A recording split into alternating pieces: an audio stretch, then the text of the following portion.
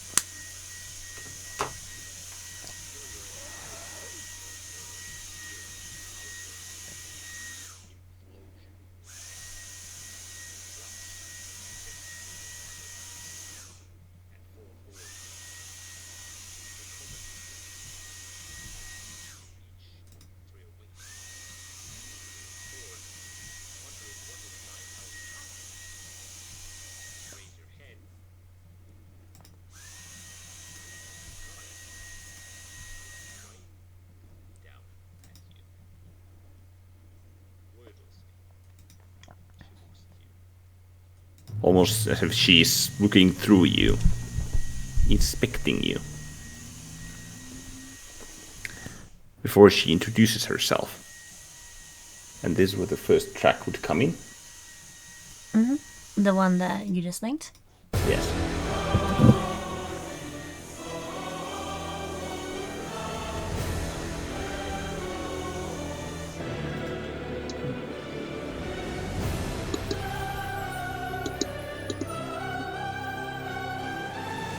I'm pulling it now. There we go. There we go. Hey. Fuck. Too many things. Indeed. Mother Paladin, Kale, Banisher of Shadows stands before you. Name yourself. Ceribula takes a brief breath before quickly responding with a bow, having grasped the situation. Arivla Agrona of House White, formerly named Arivla Hillbucket. I am the High Inquisitor of Luskin, and the Paladin who has taken the Oath of Watchers, humbly in service to yourself, Lady Kaylee, and the safeguard of our land.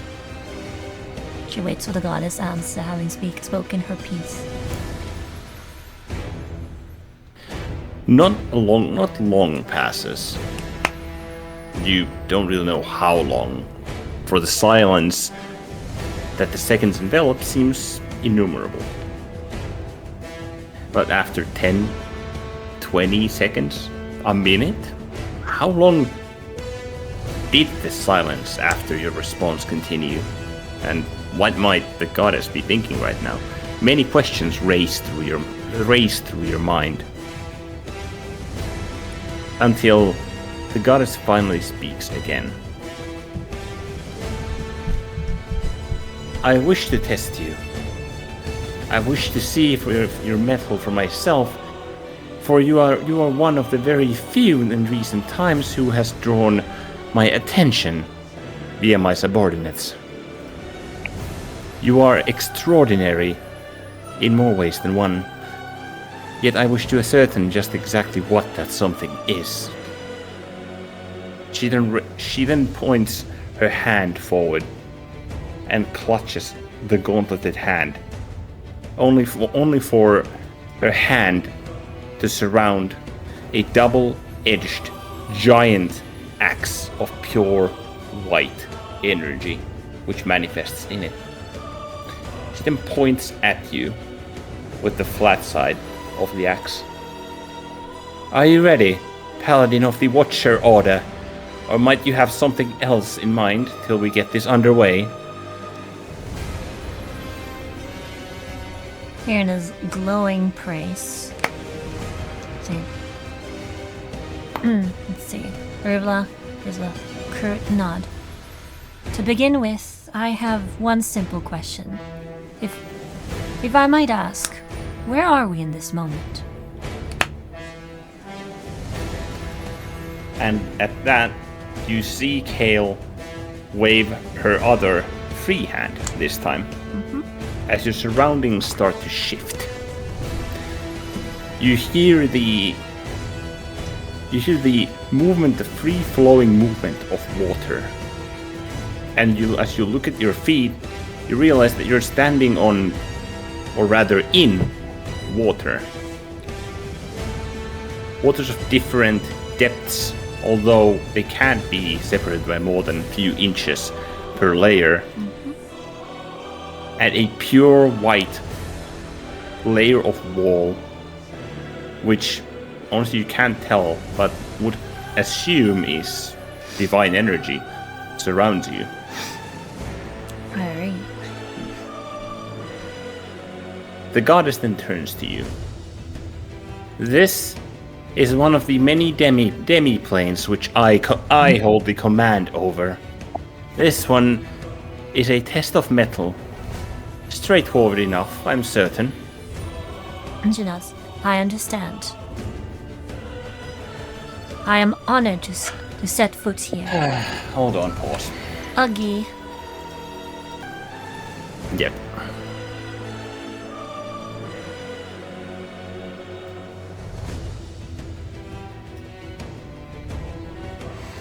And I have to recalibrate this because apparently it didn't fucking register, so give me 3 minutes. Yep. Okay. Yeah. This demiplane is one of many which I command. The fuck? Here, good job. My mic keeps cutting it on and off, whatever. I heard you though. I don't want to fix that now. I heard you. Okay.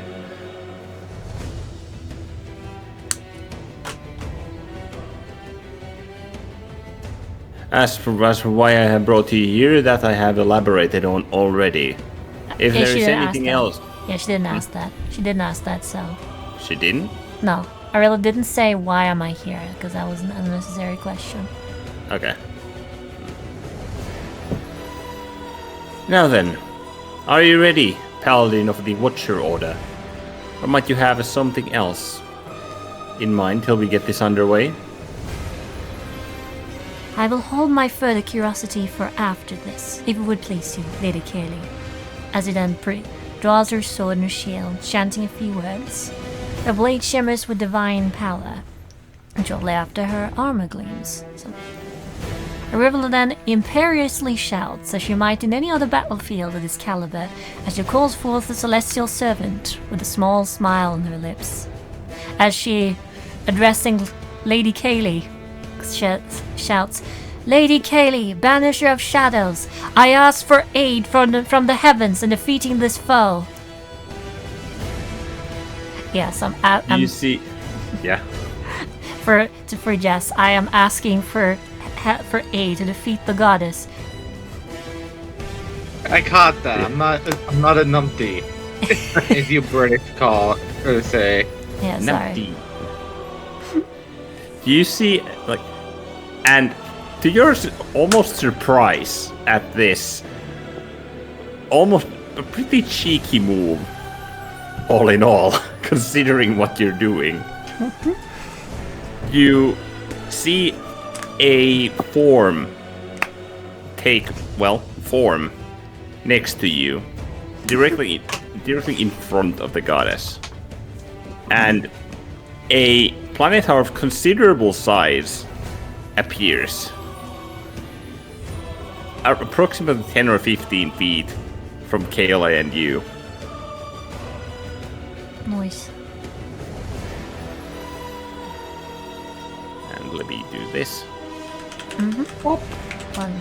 Yay, nice. Good. You notice that it bows down to you, and it then bows down to Kayla. Roll insight. Okay. I pass. Insight. I think that was it. That's a suck on the prof die, but it's a 23. Okay. The planetar is clearly acting as intended towards you. You are its dedicated master. Okay. But there is also the very goddess that it serves. Yes. So it's in front of it. maybe a bit confusing, perhaps. Yeah, cut the music. Okay. Because this would be time. Okay. The goddess then speaks. I must say, I like the way you think, Arivla Agrona. For a paladin on the battlefield is meant to use any means that they have at their disposal to dispatch the enemy. However, I do not believe that you require the aid of such a powerful ally for the trials to come. Sorry, repeat that last part about requiring the aid of such a powerful ally. However, I do not believe that you require the aid of such a formidable ally for the trials that are to come.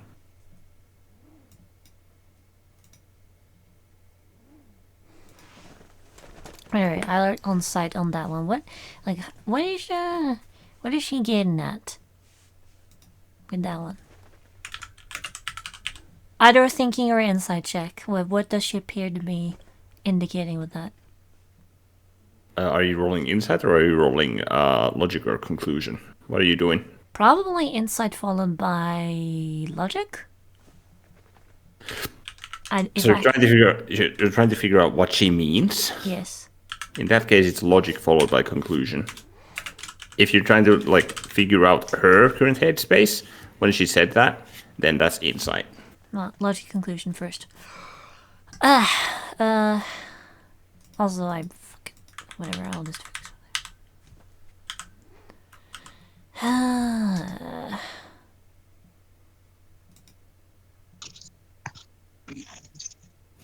Let's see. There you go. 3 plus 3 for logic. Logic. I can't roll prof die today, but let's see. No, you can't.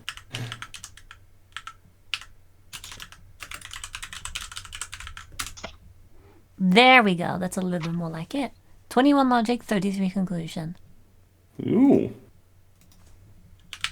With inside the goddess at what she said, and she had a hint of a smile on her face.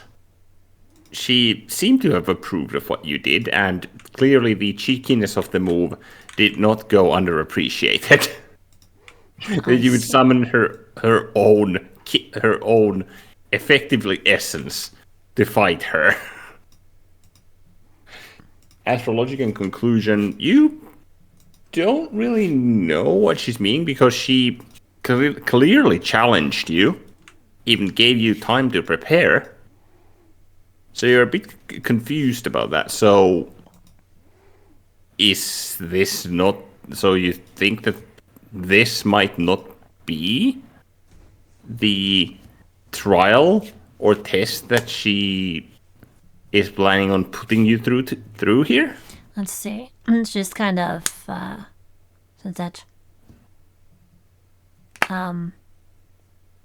bows her head slightly in deference as she goes,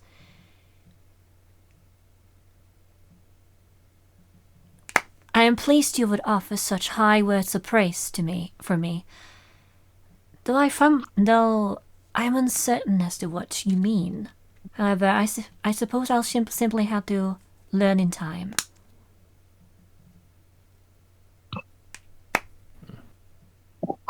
She doesn't respond, but she does look at the planetar, and with her free hand, she effectively just does a shoe motion,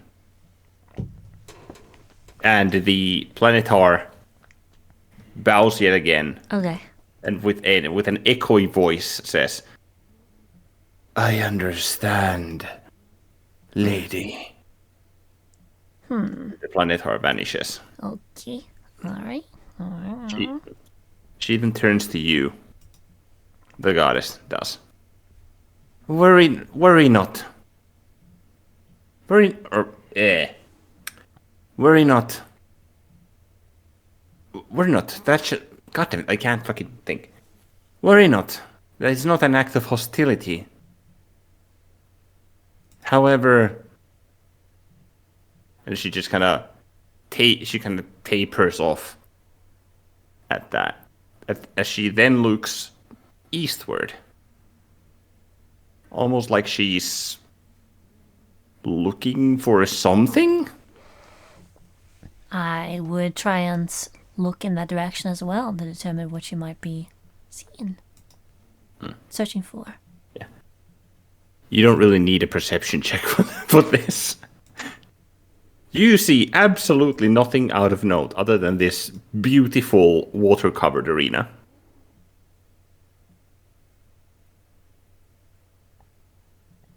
I'm afraid I do not understand the nature of my opponent. Or I suppose... Hang on. You shall soon. Very soon, in fact. It would appear my good ally and friend Halcyon has finally... Well, I oughtn't say finally. Rather, this was convenient. This was quite convenient.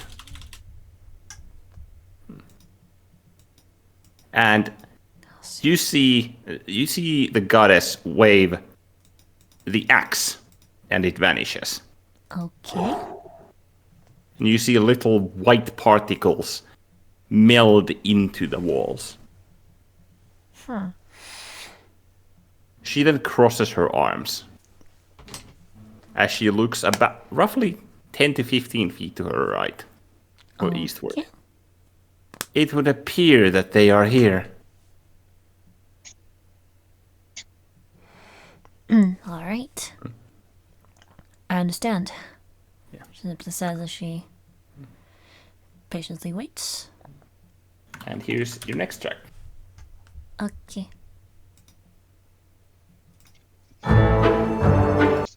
Oh. All right, I'm ready.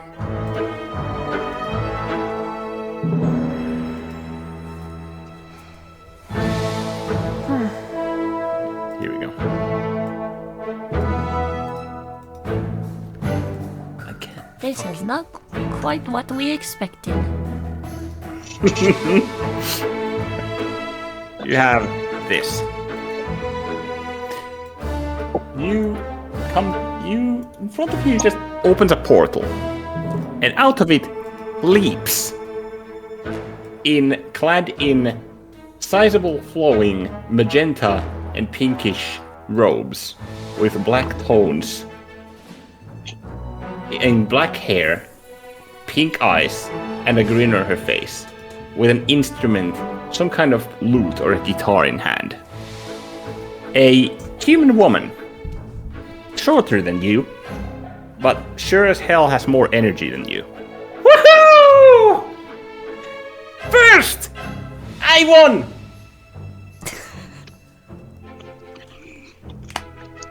Then the portal closes. And another one opens, roughly a couple seconds after. All right.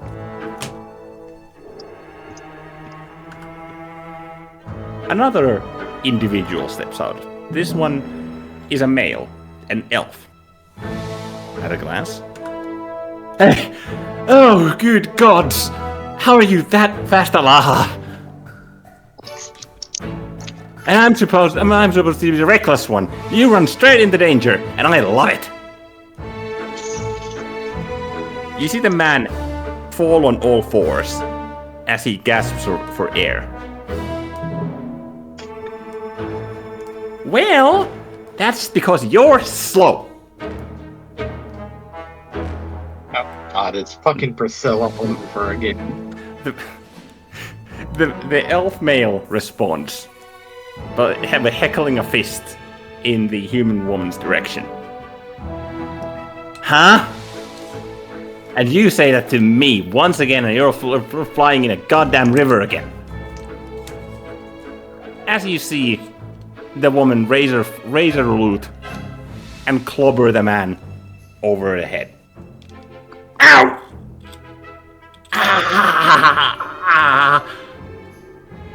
What the the man is cut short as a third portal opens.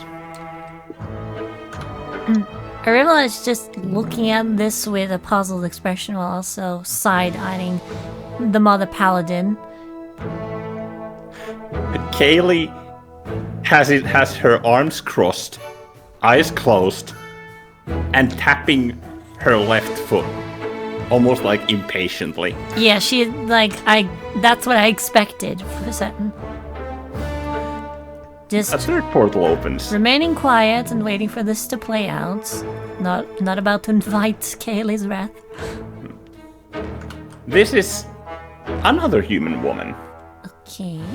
This one with cerulean blue eyes and smooth brown hair with tendrils and locks. Covered in almost comically large white robes with magenta tones on the lacings and whatnot. You would imagine at first sight that this woman would be a priest or cleric of some kind. And she seems, unlike the other hyperactive duo that came before her, this woman is very graceful in her steps. Very slow, methodical, controlled. And she has a half annoyed, half deadpan look on her face as she just walks up to the elven woman, or to the elven man, sorry. Places a hand on him and says, "Heal." The man almost immediately perks up and grabs what seems to be a bard into a headlock.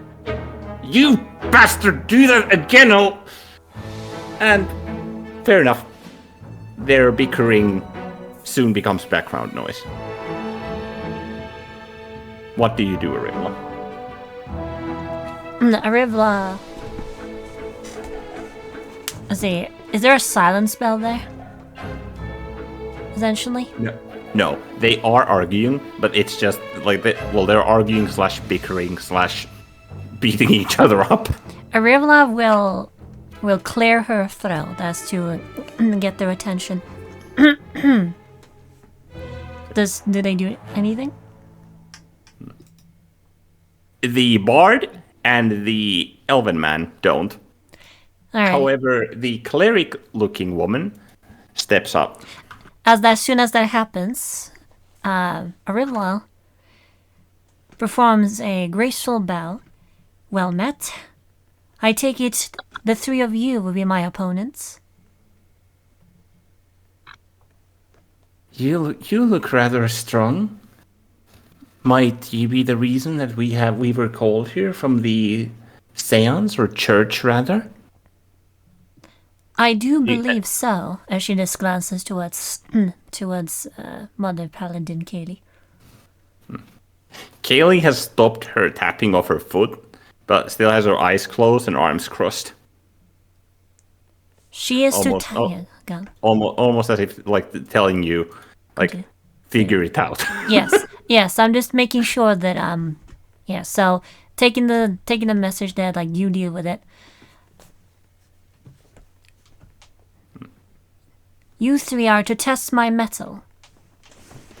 So with this said, I look forward to meeting you in battle.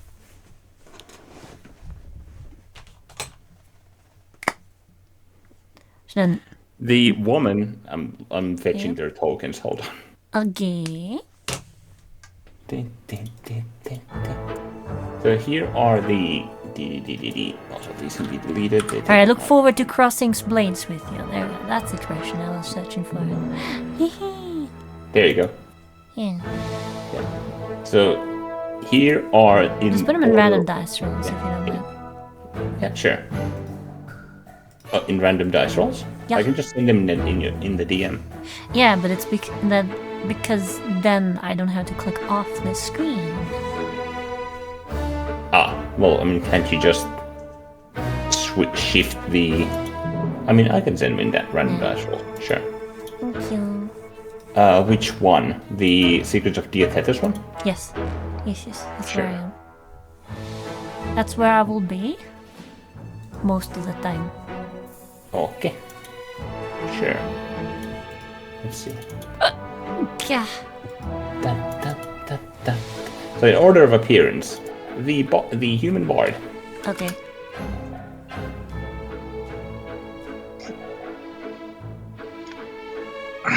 the elven woman, or the elven man, rather,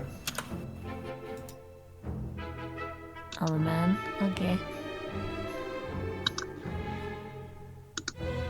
and to find the third one, and the seems to be a human woman cleric. The last one walked up to you. Okay. Cleric is there. Cool, yes.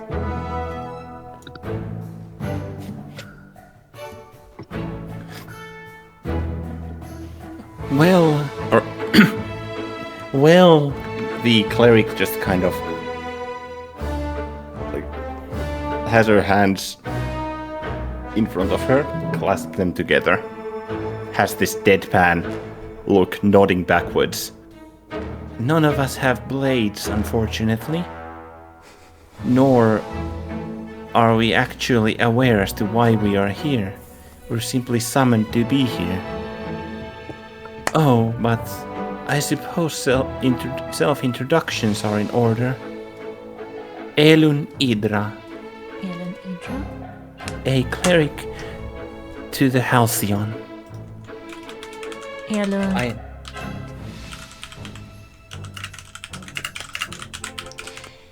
That sounds familiar, but I can't find that entity in my notes, strangely enough. I should have it somewhere, unless it's just... Well, let me... That's definitely a goddess, or a god of some sort. Where is it? I have all the would-be gods here. I have Lanor, I have Kaelia, I have Lady Haveth, I have Aruel. Elen Yoga.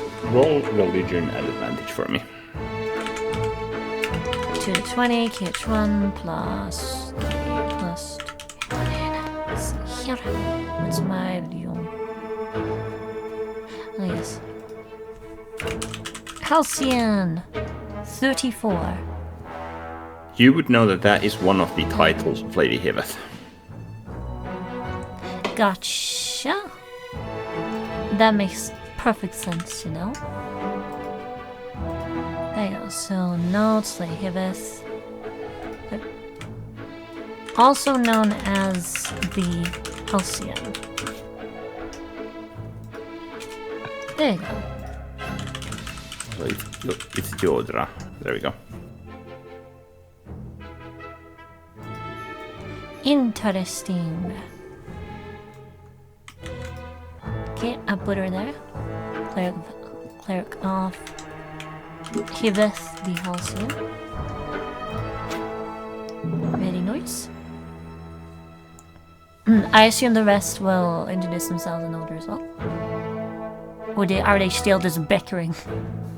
About that, the bard, you look rather past Ellen, and past her, you notice the bard has pulled out a set of flutes and is using them like knives to stab at the elven man. Like, ow, ow, ow!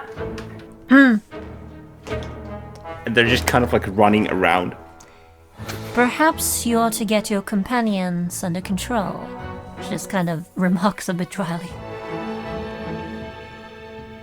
But before then, Ellen- yeah, go on. Ellen actually face palms at your comment. Before the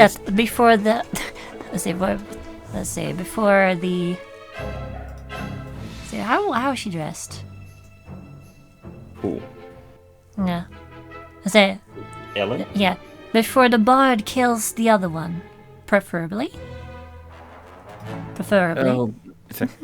Oh, believe me, that man won't die. Doesn't matter how many flutes guitars, drums, maracas, and what else you break over his face, head, stomach, neck, or back. And even if he were to die, I would bring him right back. She gives you a light smile at that. Very well. Until, for the time being then, she then puts a hand on her chest. You may call me a Rivla. I am a paladin of the Watcher's Order and a High Inquisitor of the land I come from.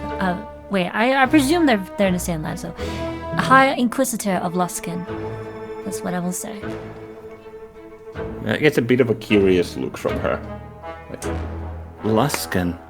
As in the Luskan? The current ruling country above, well, the neighbors to Kalarondor and to our fair country? The very same. I see. Then, would I be too bold to assume that you are one of the, well, at least associated with the houses? Your armor would give off as much information? Let's see. Which should be common knowledge, I imagine. I mean, the houses aren't a secret. Yes.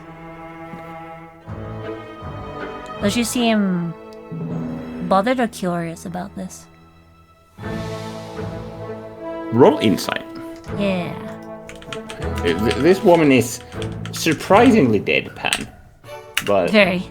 but she isn't just completely like flat in her expressions. Curious. You can read her to a degree. 44. There we go. Oh yeah.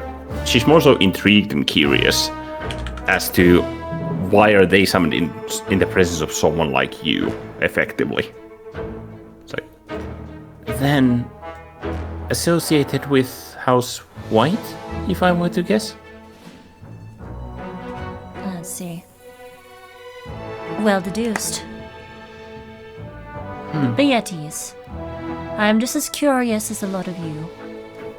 However, Well, do not answers will worry come. about... Sorry, go on. That's it. However, I am certain all our questions will be answered in due time. The gods are most often quite mysterious in their ways, yes, but I do believe the answers shall be not too long overdue.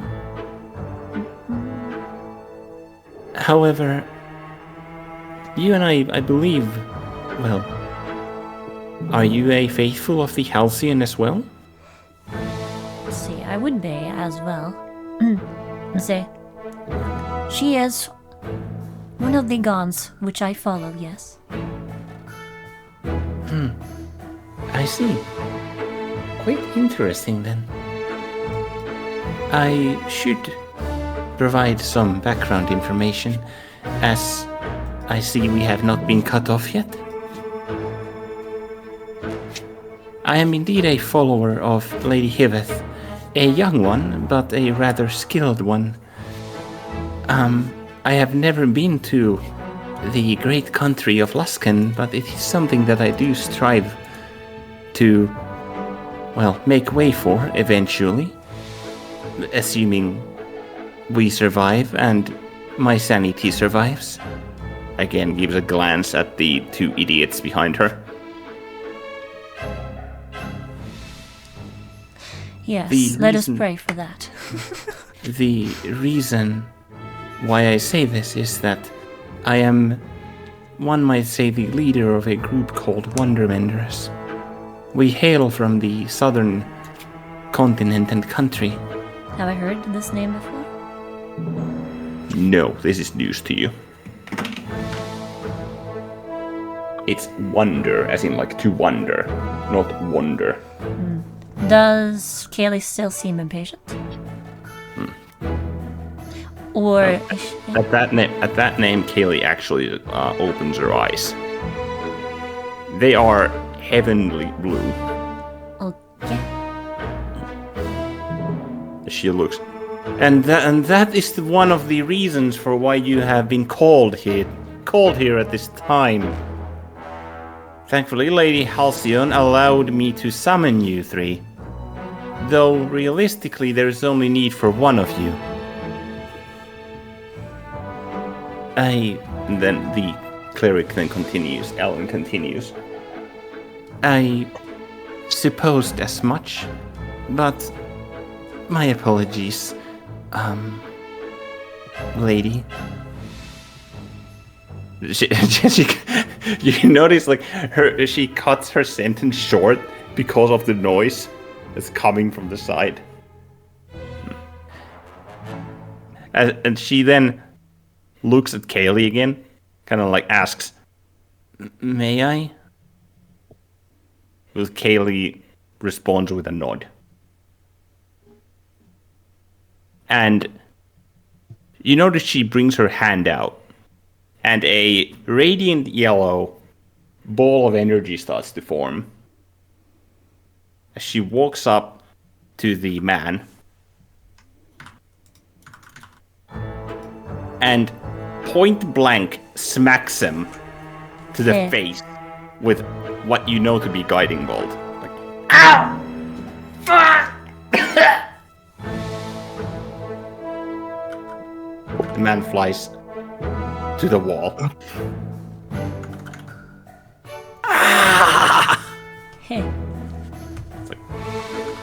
And before the bard can say anything, another ball of radiant energy is formed.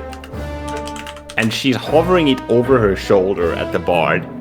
And the bard just kind of, before saying anything, she lowers her maracas that she now has brought out. And seemingly visibly shrinks. Sorry. And with that apology, the ball of force that Ellen also manifested dissipates. Good. Now show respect to those that actually summoned us here. There is no response. Is he out cold? You look past Kaylee and roll a perception at advantage. 2d 20 gauge 1 plus 3 plus Mettle. Cannot do anything. Yeah. Spot 314. What do I get?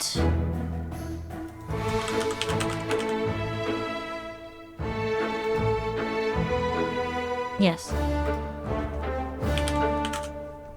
30. 30.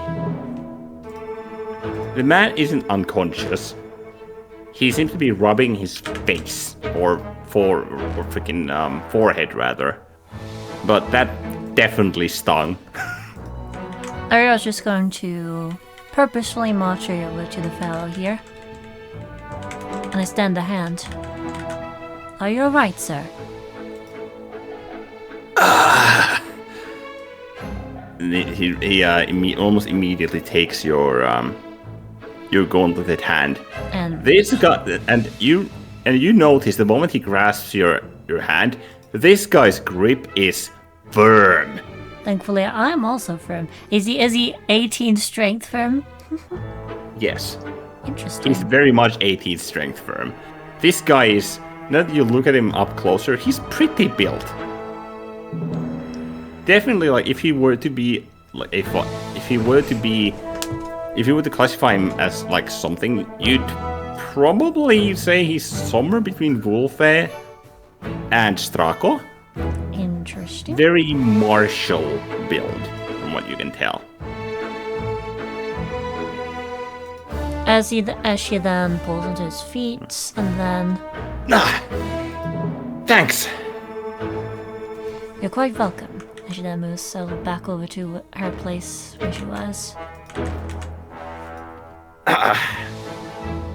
That stung. Now if you... And then Elun then continues. Now if you two wouldn't mind introducing yourselves to our Arivla, or Miss Arivla here. Of course, sure. No problem. Sorry. And it scratches the back, scratches the top of his skull. Goes, I'm Mallorin. You're, well, second member of the Wondermenders. also from the south. A spry wood elf, as you know him. Of course, it's Mallorin.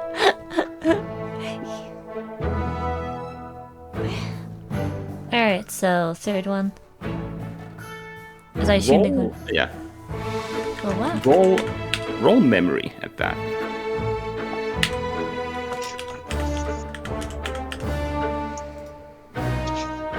Let's see. Memory is that 35. He said wood elf. He said wood elf. And from the south. Now that you look at that, like, yeah, the guy looks like a wood elf, all right. He has the very striking green. He has a very striking green eyes that most wood elves have. Let's see. Was that? Let's see. Were wood elves usually from? What was it? The Calarondian Rengi dynasty, or what kind of? There are some of them there, yes, living in the forest, but you know that some of them lived off to the west, near the northern part of the continent. Because there were lush forests there. Unfortunately, that area has been ravaged by war currently. But this guy said south. South. There's nothing but desert there, as far as you know. Alrighty, I'll be right back. Sure. Let's see. So, at that, Erla kind of raised an eyebrow. Is that so? My understanding is that there's nothing but desert in those parts. Are you perhaps a survivor? Gonna just. He stops like a deer in headlights. Insight. Yeah. Like, did he just lie to my face? Roll insight. Roll insight. 30. Yeah. He said something that he probably didn't mean to say. I understand that you have your own secrets. It's not so much a secret, but it's a hassle to explain. Which is why I often don't really go into it. It's like... Ellen then continues. Our resident knuckle speaker here is quite old. He often gets heated and forgets that facts are not quite what they used to be. My apologies. And she gives you a deep bow. Quite long-lived then. Alright, and what about the other? What about you? She turns to the other. As the other one, the bard, is sitting down in the water, mending the guitar or lute. We can't really tell which. It's a hybrid. That she smashed on Mallorin's head. It's like Allah, bard, part of Wondermenders. She's sad. She's moaning because she accidentally broke her instrument. Yes, unfortunately, I don't think. Yes, Allah. Yeah. Unfortunately, I don't think I'm mending. Let's see. She is mending it. Oh yeah. Like she's sitting in the water next to Mallorin, just mending. Like she's speaking from under her hood. Yeah, Arevla goes, my condolences. Before then giving a bow in the direction. Once again, I am Arevla Agrona, High Inquisitor of Luskin. You think you hear some mumbling from under the hood, and then but Mallorin quickly reaffirms that. Yeah, Arevla Agrona, High House White stands there. Yeah. Yep. And Mallorin to that responds, well, for the, third, fourth time? We're the Wondermenders. Well, 75% of them anyway. 75%. Our last 25 is somewhere. We don't actually know where. They always come back. Let us hope so, then. Yes, Mallorin, they do. And with that, Ellen gives you a polite bow and walks back. Alright.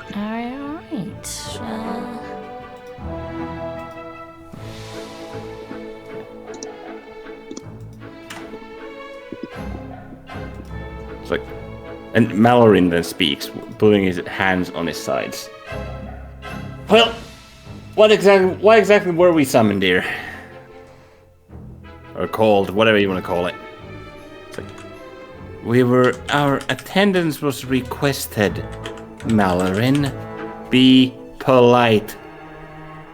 And that shuts the elven man up real quick. Sure. It's like, have you forgotten? And you see an icy glare go at Mallorin from Ellen. I am the one who decides who lives and who dies from wounds. Right.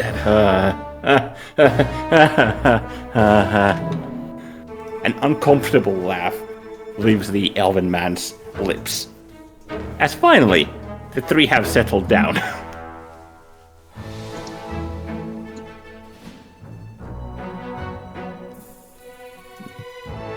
Kayla then looks up, first at you, Arivla, then at Mallorin, and then at the other two. Also, Alaha. Yeah, shit. Yeah. Alaha. Alaha, yeah. Bard. Yep. Mallorin. Knuckle speaker.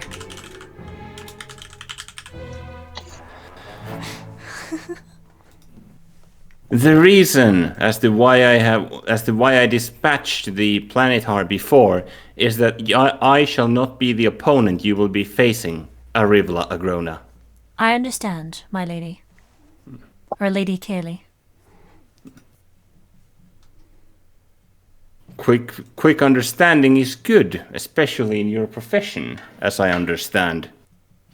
Mallorin then almost interrupts. So are you some sort of... what's I really just goes, shh. A little bit urgently. It's like...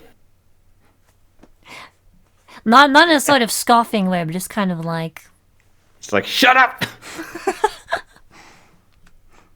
Mallory then kind of like raises an eyebrow. It would be my pleasure to answer any and all questions in due time. Well, what time's better than now, then? She kind of cocks his head at you.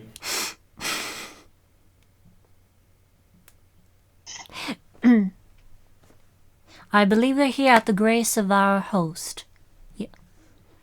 And as such, we best not linger too long.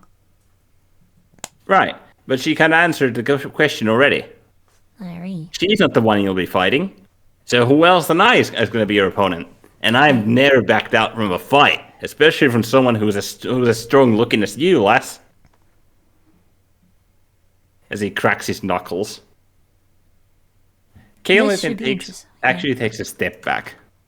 Alright. This should be interesting. Yeah. Indeed.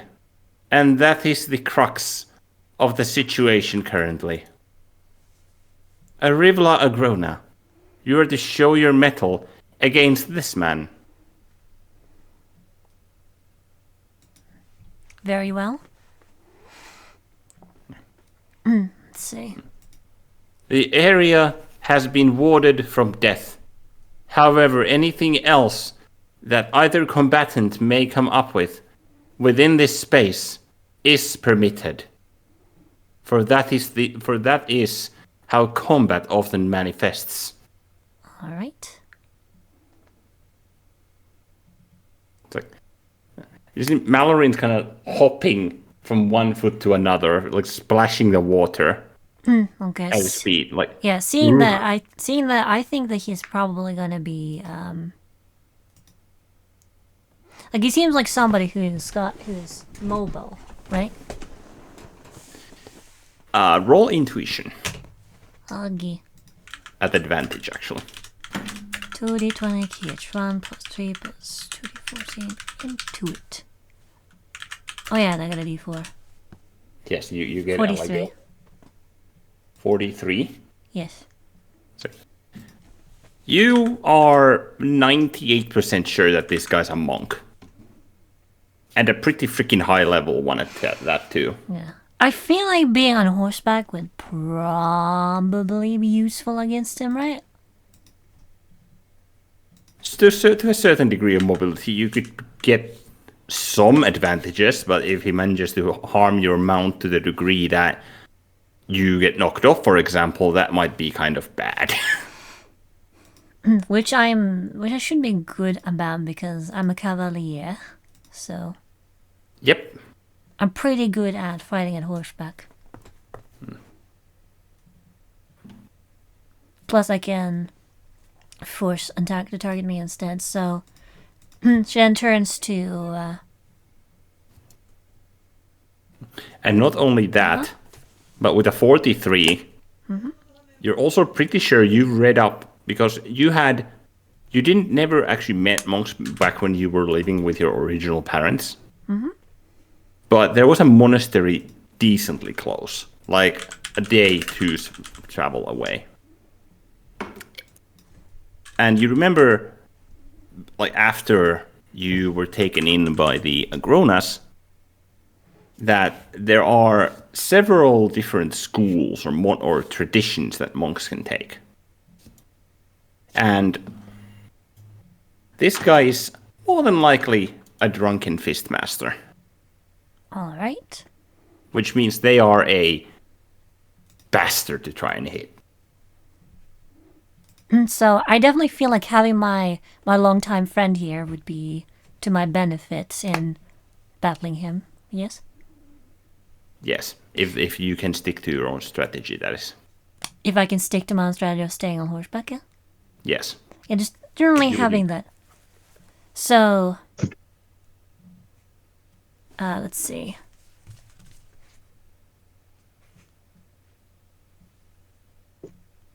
I just want to freeze it so I don't trip on my words. And another thing, Yeah? cut the music because this is where it would cut off. Yep, I have. This.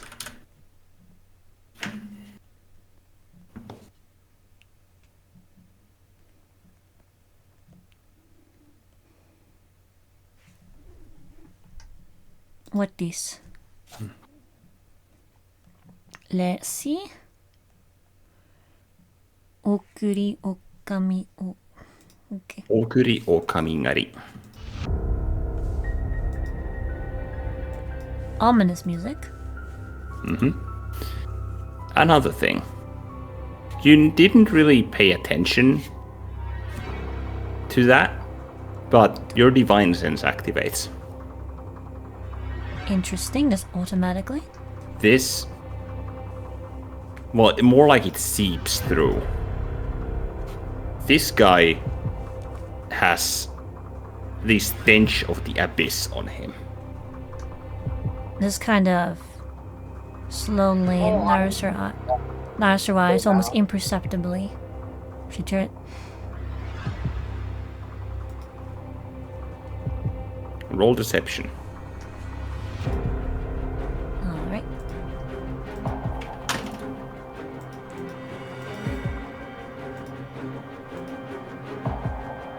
Where's my stuff? There.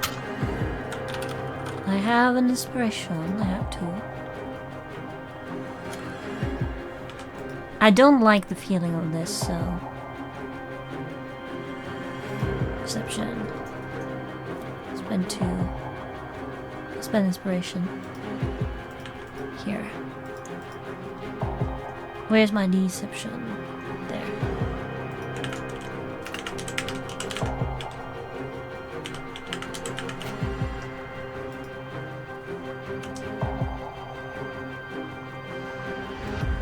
Wait, no, I'm fucking, I keep looking at the wrong sheet.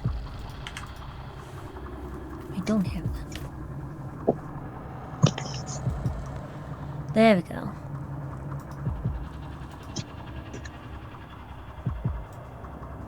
I don't have that. Okay. So that's all I can do.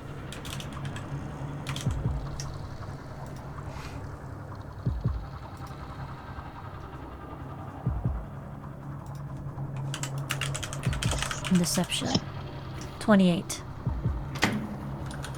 We're real low on that show. Let's see. It's like he crosses his arms. What you squinting at me, lady? She doesn't answer, just merely closes her eyes for a second.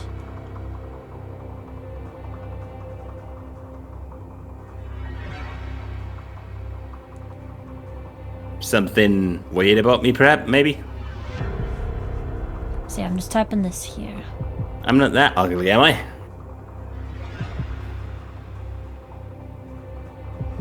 Can anyone else show insight on this on his voice? On his voice? Yeah. What are you inciting? Like if he is like he's clearly noticed that I squinted there, but like, does it seem concerned, neutral, or just kind of the edge of like suspicion or anything like that? It's more so just, well, he's not, well, he is provoking you, but he's more so like questioning, like, what's up? Doesn't seem to be concerned or having deviated from his previous patterns in any way.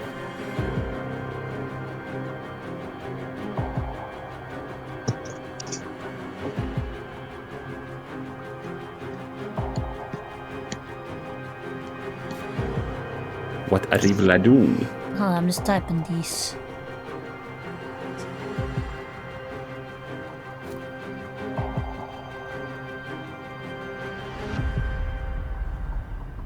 Where are you typing it? To myself. Ah.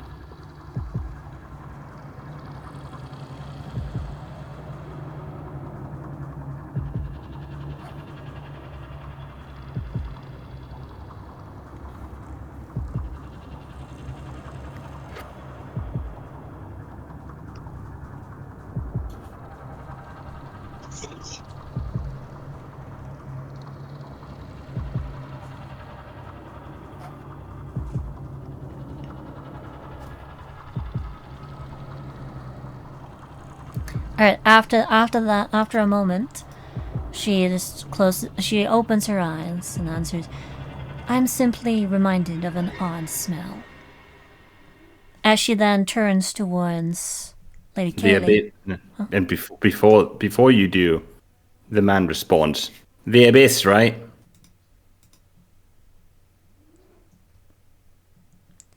Before she responds to him, she turns to Lady Kaylee and asks, if I might make one request, Lady Kaylee, would you summon my friend and steed to me, Sheen? She turns to you for a moment and then points out her arm next to you, to your right, south from our perspective. Request granted. Request granted. Thank you, my lady. Sheen. Yeah. She then definitely climbs on top of It's like, ooh, a horsey. I love horsies. They're cute. of a friend.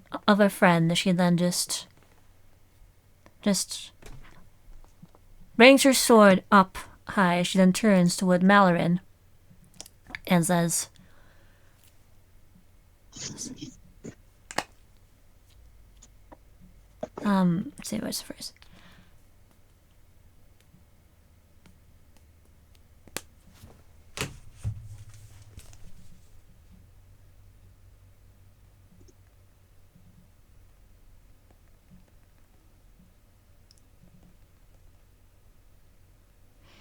May this be an illuminating bout, she says, kind of imperiously. Illuminating or dark or whatever. I'm just looking forward to warm my muscles up a little bit. But She does give him like a slight smile at that. Kayla then speaks up. As mentioned earlier, the area is warded from death. Go at each other freely.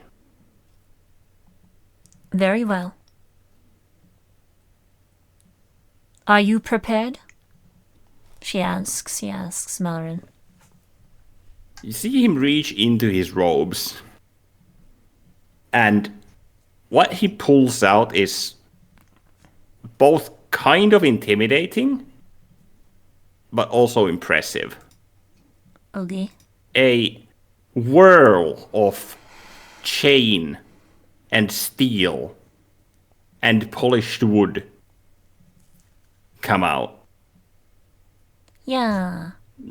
Roll wisdom. At advantage, actually, because you're a martial house. So. Okay, should still be expertise. Yep. With natural 20 for a total of 37. Yeah. That is one very sturdy and very old quarterstaff. Interesting. One very sharp and very long comma with a chain attached to it. And one very ordinary looking flask. Interesting implements. What? I can't really be bothered to fight. Well, you know how monks do. Well, at least I think you do. Well, or do, mate. I don't know what they say. I just beat face. You are their knuckle speaker, I believe. She kind of says with a bit of a wry, if cautious smile. Well, you could say that, as he cracks his neck. And his voice then lowers. Unfortunate. Oh, yeah, you would. Yeah. I wouldn't recommend underestimating me, Miss Arivla. The same to you. I am well versed in the language of blades myself. This gets a smile from him. Good. Then I don't really have to hold back. This might become a fun bout yet. She still her shell. Let's see. I still have my branding smite, or my blinding smite up, I do believe. I don't think I got my charges back unless Lady Kaylee was kind enough to restore it. Oh, she would have restored them. Okay, thank you. So I have Mr. Wooding played back, and I'm still just making sure I have everything correct.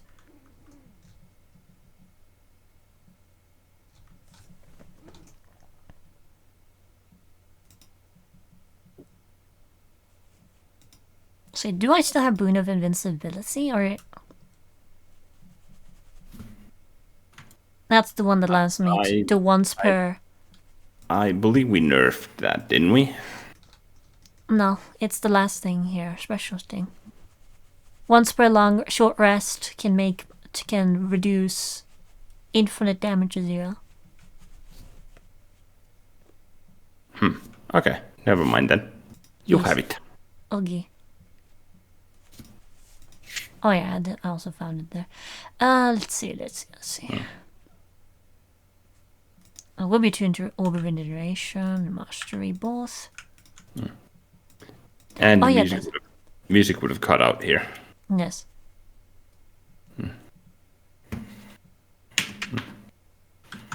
And replaced by this. Yeah, as I lob a pair of orbs into the air.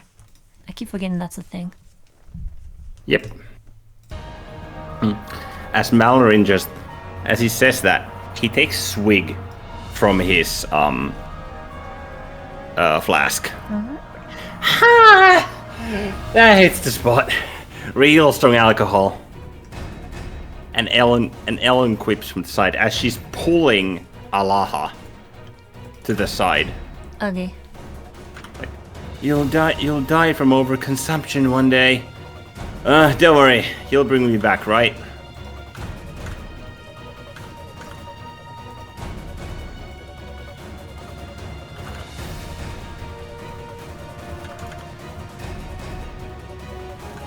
Say blinding smite.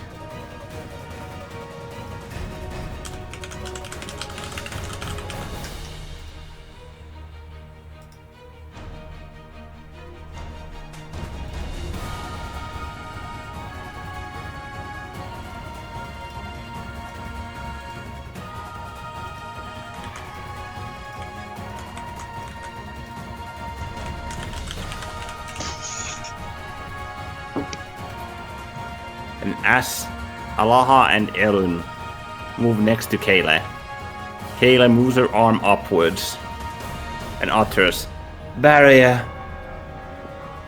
Barrier." And a shimmering white barrier separates you and Mallorin from the three of them.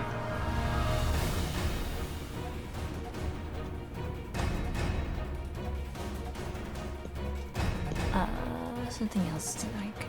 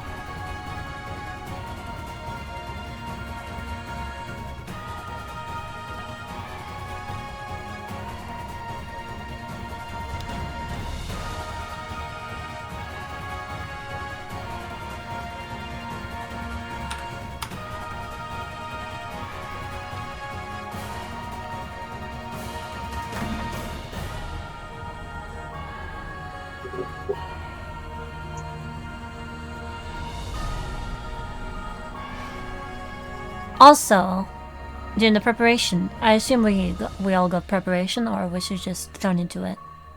Yes, you're both like you can prepare as much as you want. Okay. It's like the combat has begun. It's just waiting for someone to throw the first strike. So with that in mind, after throwing a bunch of orbs into the air, which then This immediately gets Mallorin's attention as he's taking a swig. as they suddenly come to stop in the middle of the air before then starting to orbit all around Arivula. She then lifts her sword into the air as from Sheen's back a pair of angelic white wings suddenly sprout from her withers, casting Wings of life. Wings of life, yes.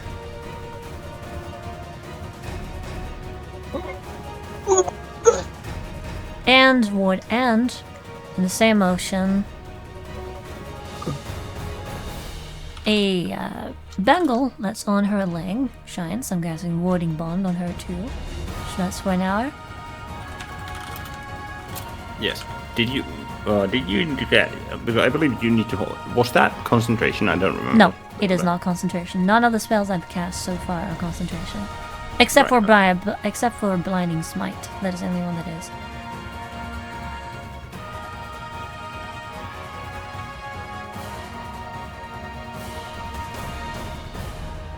So she has warding bond.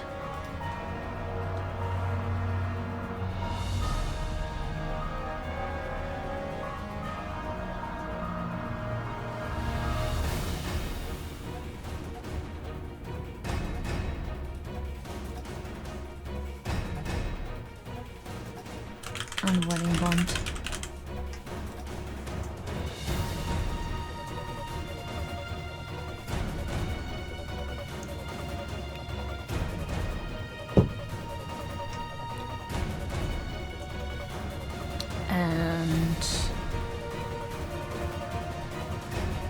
No more spells.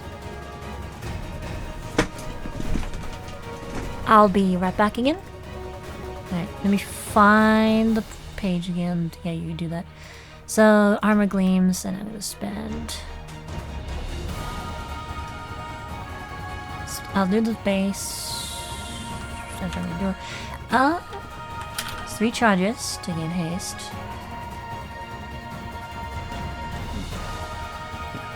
Mallory's taken several sips out of the flask at this point. In fact, Yes. that's his first turn as well. Yeah. Okay, actually, And- we may as well go ahead. So, there's 5 charges. I have tenacity, and I have haste until the end of my next turn. Yes. And I also get 10 pitch points, so yes, I will do that. I'll use, let's see. How much is Blade Mire? Amy Heavens is not gonna help me for this. Cleanse the Vicinity is also... Well, actually, no, it might still work. So I'm gonna say 6 charges. From Plate Mail down Feathered Blade. 6 charges from Unfettered Blade. Unfettered Blade, yeah. Let's see. 6. I'm gonna go with 6. I gain haste, I gain tenacity. Oh, you're using from the plate mail, right? Yeah, hasted, tenacity plus 1. So if he's got... No, equal to half the value. Number rounds equal to value. Okay, tenacity, half the value, which is 3, so tenacity plus 3. 4. Yep. The resistance goes up by 3. 6 rounds. Correct. 6 rounds. Others there, here's 2 for 1 round. Boop, boop. And I gain 6 times 3. 6 times 4. Temporary hit points. Which is 24. Yep. And with that, I think, and with that, she readies herself, and that's going to be her preparatory phase.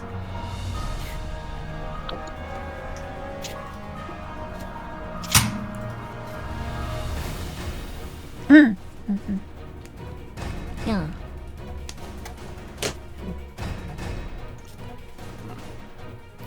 Alright. And Mallorin's final preparatory phase takes another sip. Okay, so And effectively wraps the chain around his neck and over his shoulder, so he holds the blade in his right hand, and he lays down. he lays down there. Okay. Yes, with the quarterstaff laying next to him on his other side. Ah, this is good stuff. I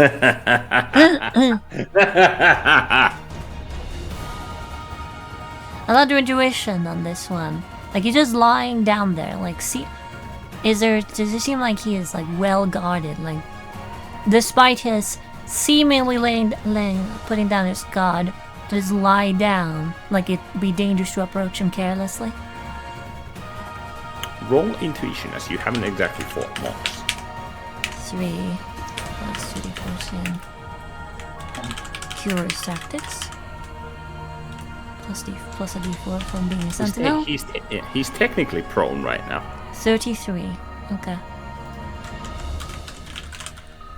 33 intuition. This is odd, to say the least. Considering this guy, he doesn't seem like he's a greenhorn. Not at all. Like, he is very perceptive. You noticed that earlier with him effectively spotting you just imperceptibly squinting your eyes. This guy isn't a slouch when it comes to noticing details. And you're pretty sure that the same applies to combat too. You don't think that what he said are just empty words. No, I'm not gonna investigate him, for sure. Based on that roll, Also, yeah. Emmy, because you have a good assessment, have a look at his board, his token border, and his token color. It's a bold blue and black. No. It's a bold blue and red. Oh, I couldn't see from the angle I was at. Dark red, yes. And let me actually get, because I have I need assessment as I... Yeah, there's the window pulled up. Elite. Roughly 10 levels higher. Yep. Or 5 levels, I can't tell. It's 10. You can check it by clicking and then clicking the color, seeing where the tick mark is. It's dark red 3 right now. So yes, elite and roughly 10 levels higher. Level 27. Alright.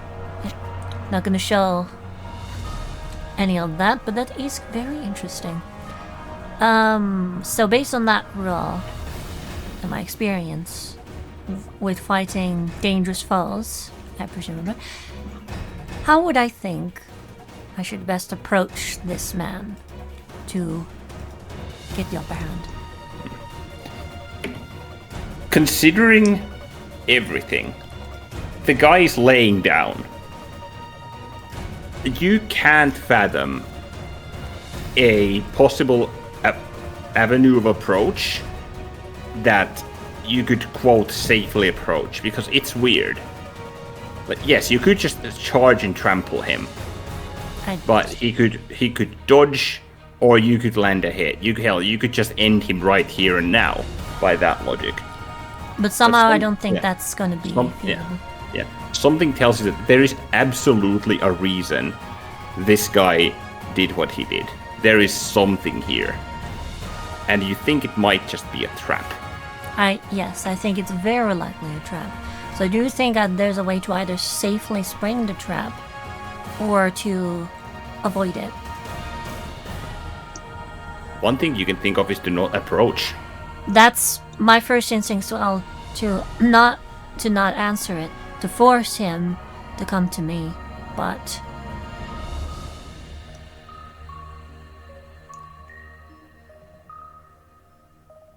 she'll just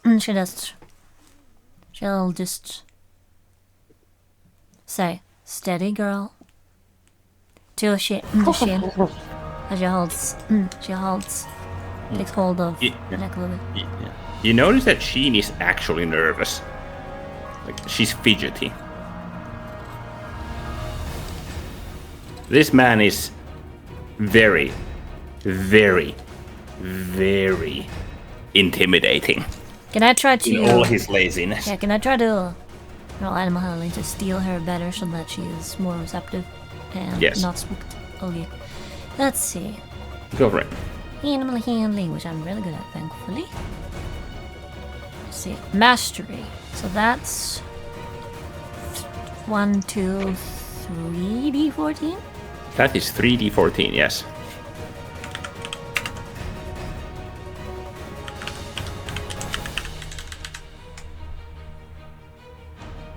Plus 4 plus 3d14. Animal handling is just 1. Okay. Steady girl. 28. She calms down quite a bit, but she's still a little bit fidgety. Mm-hmm. You feel like that you can keep her in control. Good. Alright, so just rubbing her mane, just speaking soothingly to her. We will weather this as we always have. Worry not, my friend. She then fastens her gaze back at Malvin, scanning for weaknesses in his god, and simply moves slightly to the side, not approaching. Okay, Sheen, are you on? You're on Sheen right now. Yes. Yeah? Alright, I'm just moving this here so I can do it better. So yep. Doing like so. This is the direction. I'm just moving side to side. Okay. Boop. As I'm scanning him intently, watching his every move. He's indulging in drink. He does so. He's just seemingly distracted altogether. Like he's not even paying attention to me, just drinking. Yes. Do I think that... Oh wait, no, that wasn't your turn yet. There we go.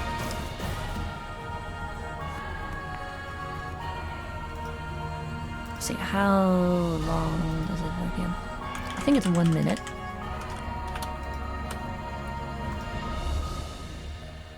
It'll be the right sheet. Yes, it should be 1 minute.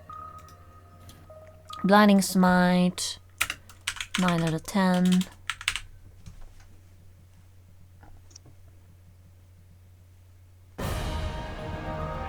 I'll lose the haste, which is fine, better than eating a trap. I'd like to eat a mimic. So could I have done something else with that turn as well without approaching? Mallorin actually calls out to you. Hey, you Where's my heroism? hey, you paladin-y, armory, whitey ones are your house white, right? Yeah, I would have with my turn also gotten a potion of heroism for actually no, I don't think it stacks with the other one, does it? The temperature, you mean? Yeah. No. From the feature, it does not. No. I don't think I remember to write it down, but no, it does not. No. So, but I'll still do it for the bless. All right. So that's what I've done before moving to his side and the scanning. So yeah, he continues. I've actually seen one of these before. Nice one that was. Actually helped my hide a little bit. That's so. What manner of trouble were you saved from then? Do you really need to ask?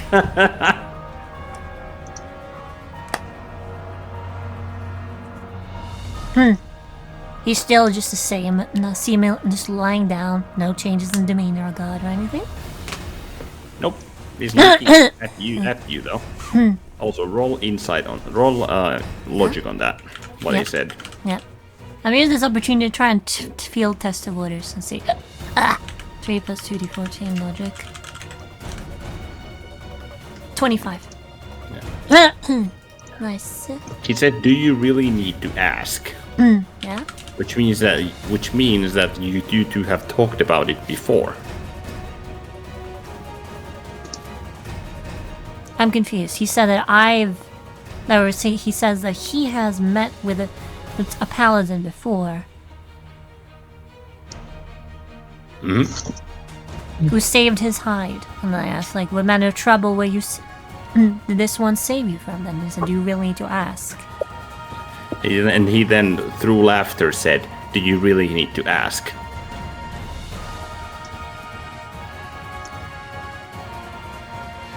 While he's tapping his chest a couple times. While saying that. I'd guess that it's because of him being an abyssal creature.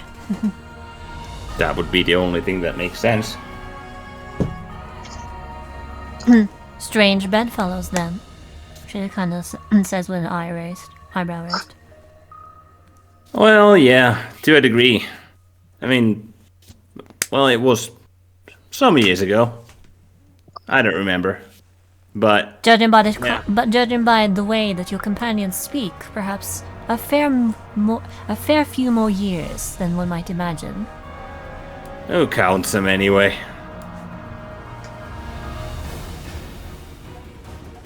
Still no changes in this guard whatsoever. Nope. Okay. He has the comma on his right hand, the chain around him, the Alright. quarterstaff in the water near his left hand, and the gourd in his left hand.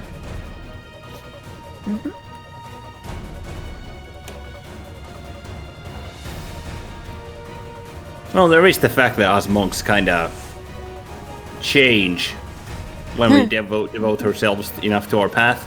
This is So true. that could be the stench that you're sensing, but hey, Who am I to tell you? Do I think it's possible that I could try and feint a direction and then hit him from another? Well, maneuvering with a horse is somewhat difficult. It's more so covering distance and then redirecting than in close combat. While charging with a horse, especially a war horse like Sheen, would generally be more effective. So you don't think that would be awfully effective? Well, yes. You don't think it would be that effective?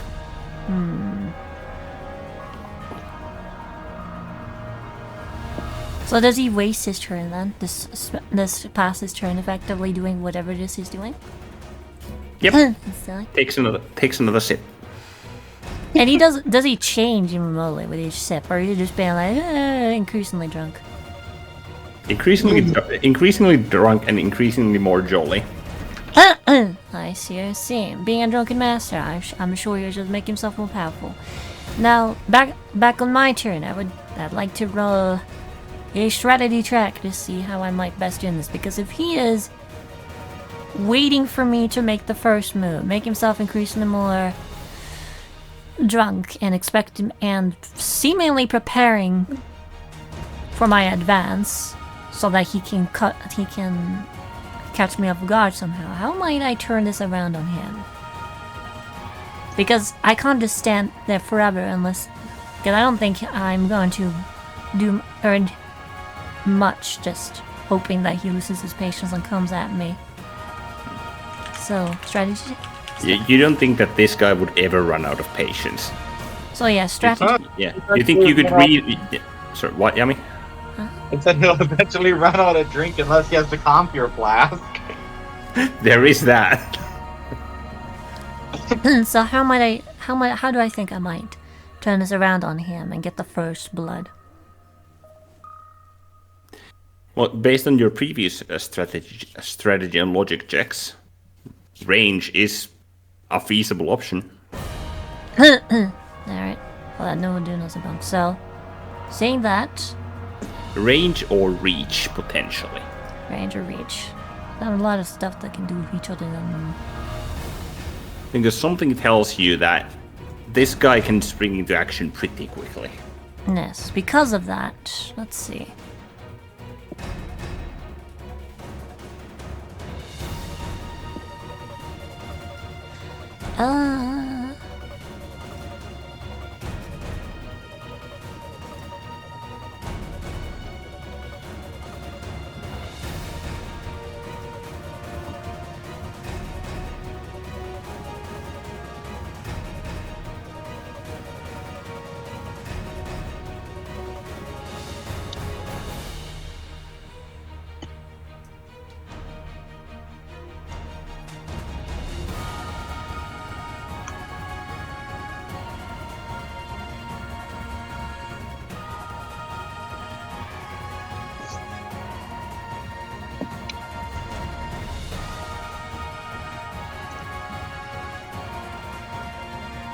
I do have a short bow.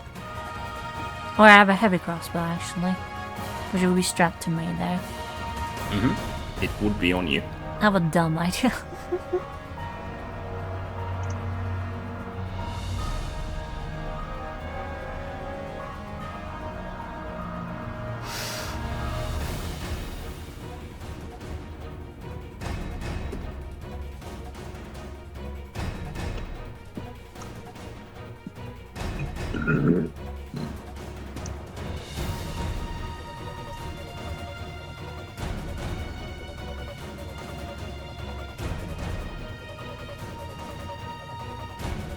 Okay, that's my free action. So what is critical eye doing then?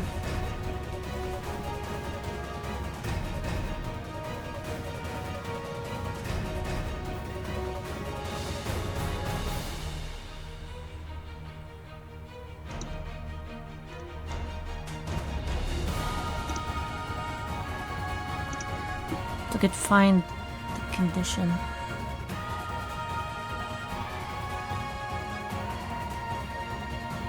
Another thing to note, by the way, Yeah? is that monks do have, an uncanny ability to even catch most missiles. Yep, I figured as Monks much. or so. I figured she'd know. I figured that she would know this. Yep.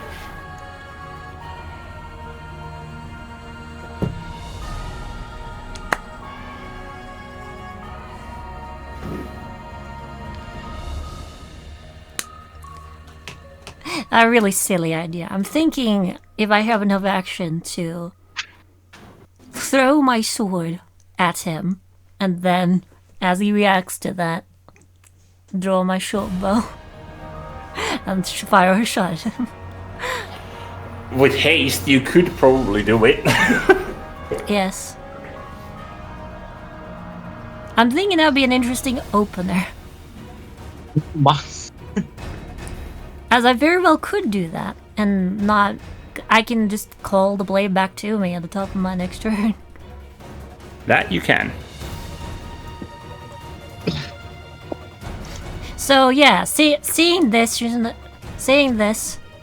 very quickly, without saying anything, she's just going to throw her sword at him. Just a missile of steel. I'm gonna try and see if it hits. Alright. Well, this is technically an improvised weapon. Are you proficient in improvised weapons? Given that this blade has the permanently armed feature, and I feel like I'd be trained with just throwing stuff in general. I think you'd have proficiency.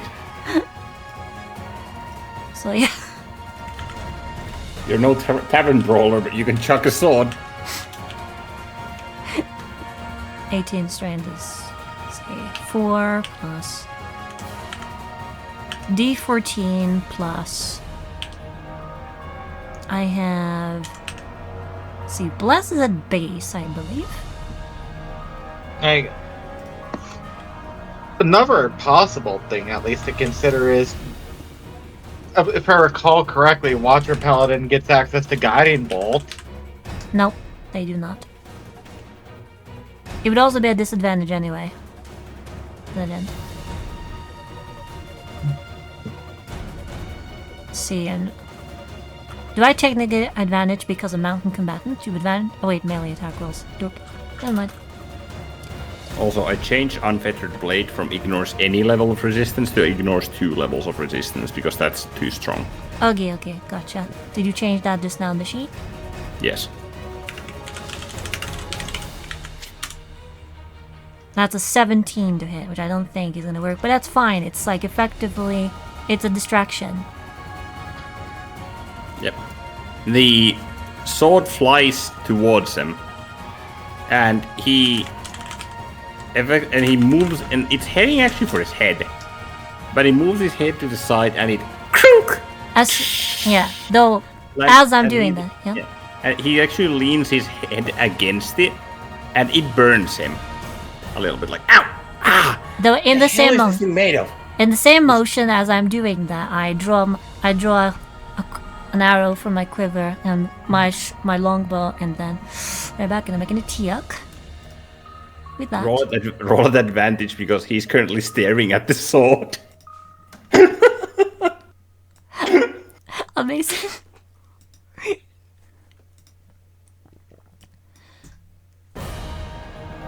Alright, see, wherever I have that one. Actually, are you firing from atop Sheen? Yes. In that case, double advantage. Yay! 3d20, KH1 plus 2d4. Also, actually, no. Singular advantage. Or no, this is double advantage because he's distracted. Never mind. Yeah, alright. Plus 2. Motherfucker. No, there's no more. Shoot the 40 to hit.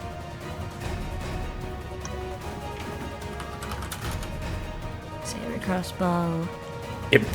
Yeah, that hits. Alright, by the way, technically, because he took damage from the sword, does he take the blinding smite damage? No, Okay. because you need to be holding onto the sword to channel the smite. via your own corpus, effectively. Okay. I'm not talking about Divine Smite, by the way. I'm talking about the spell. But yeah. Let's see. He takes. It's what's your regular smite damage? Is it 2d8? If it were Divine Smite, yes. The let's see, Blinding Smite is 3d8. No, the bit. 2d8. 3d8 for Blinding Smite.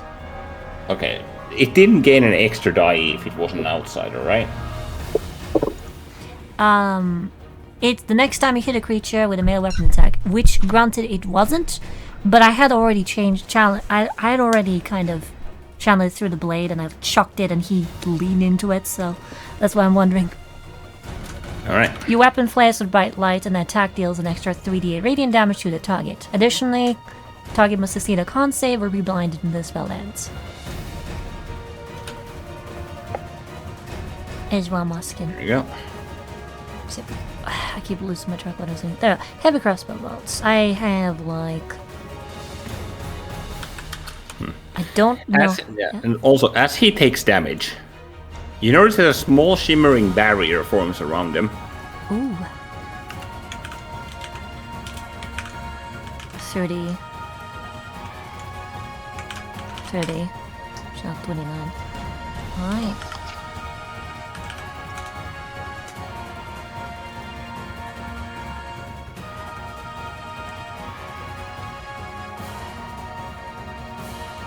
Oh, it's a crossbow, no, whatever.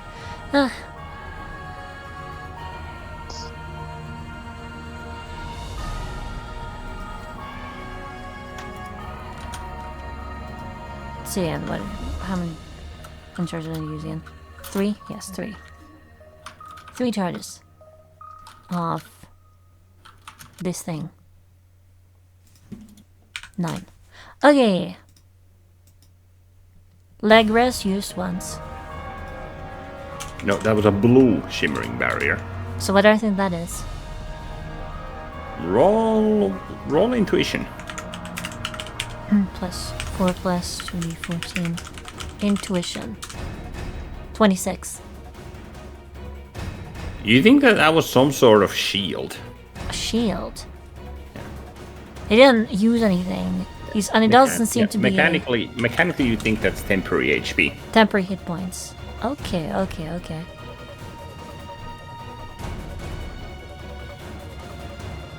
What curious arts you use, sir?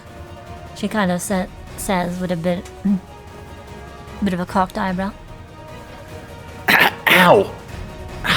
He turns to you, and his cheek is there's like a well, you think that's human flesh. But there's like a pretty nasty burn wound on that cheek that touched the blade. Yeah. Ah! That's gonna... Hey, Ellen! Oh, right, you're behind the barrier. God dang it.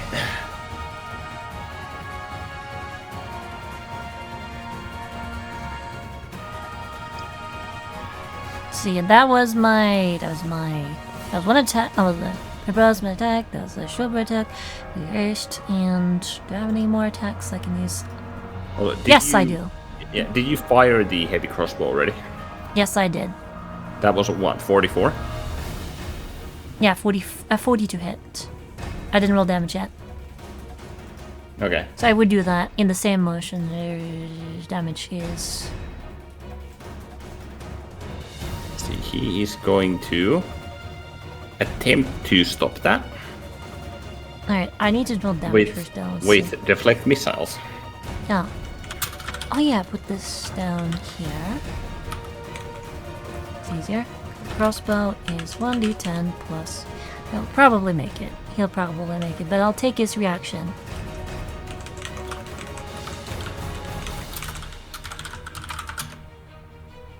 Okay, that is not enough to stop it. Oh wait, no, because 40 was the attack roll, right? Yes. Okay, yeah, that hits. Roll damage. H10 plus 7.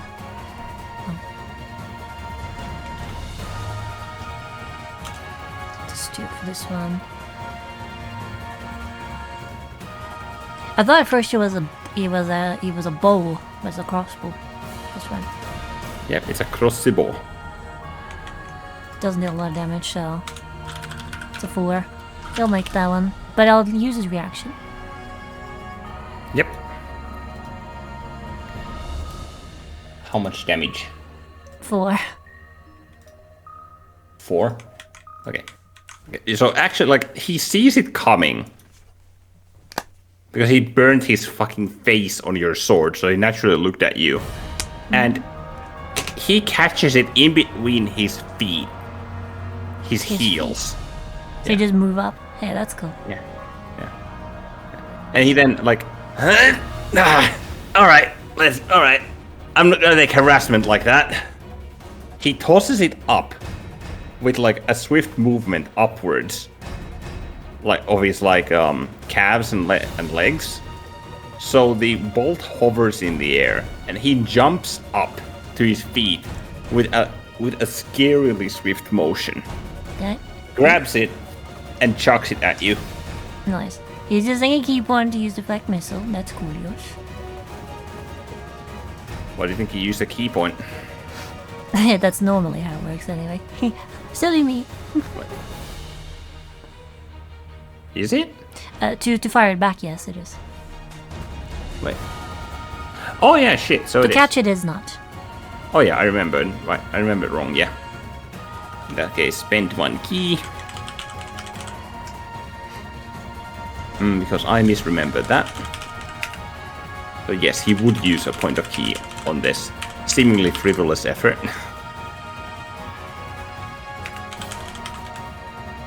And that would be...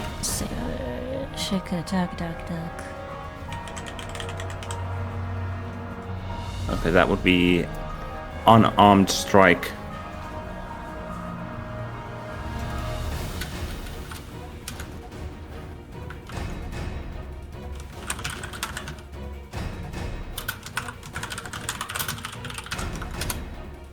I forgot to do something, hold on. Okay.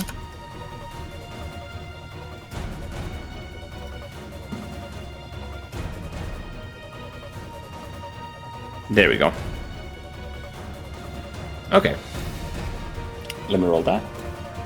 Okay. I shall wait.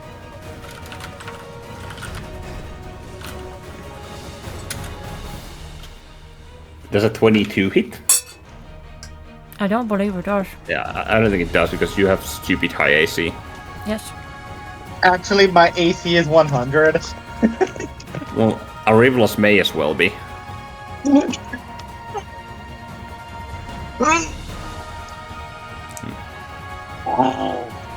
Yes. So the missile just kind of whiffs. I'd imagine that it just kind of hits my shield at an arc and just goes whoo, up in the air. Yep. But that was a pretty crisp clunk sound that it made. That had some freaking velocity behind it. Has the demeanor changed at all insofar as... Now, do I think it's safe to approach though? He's hopping around. So he's not prone, but whether he's safe to approach, questionable. Certainly there's a more conventional fighting stance. So you notice that he's clearly on guard now. The staff is still on the ground. Staff is on ground. Okay. See, I have 2 more attacks I can make. So, That's where the staff is. yeah. Alright. And I use my branding smite, I believe. Blinding smite, rather. Yes. Yeah, so boop. And, And he passed safe because... naturally.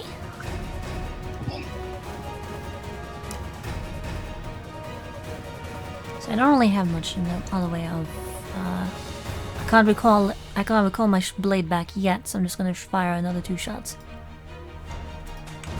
At him. You need to reload after each shot if you don't have gunner. I think that takes... Does that take an attack to do? I think so. That's how It's been a while rolled it. since... Yeah, it's been a while since we've done this, so yes. So 1 attack. Normal attack, correct? Yes. See, bless is 1d4, I do believe. Yep. Yep. That's a 46 to hit. 46. Yes. Alright. That hits. AC is less than 46. Indeed it is. And get another poke. He'll get a smite poke. Poke. Wait, smite poke from what? Now he'll get a slight poke. No, because he uses deflect missiles again. This time catching it with his arms. Noted. He doesn't expend a reaction to do so. Cool.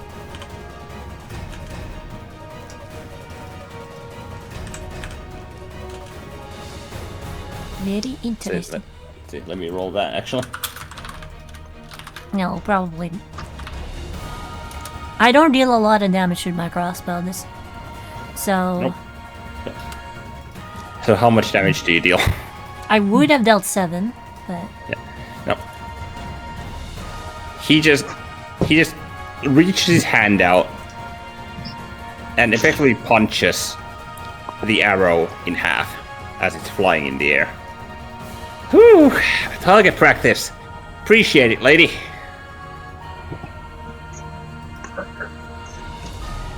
Is there anything other than just kind of keeps her eyes on the prize? Yeah, but Does that end your turn? I use my stun action before to use 4 attacks as my, including my haste action to get stuff effectively.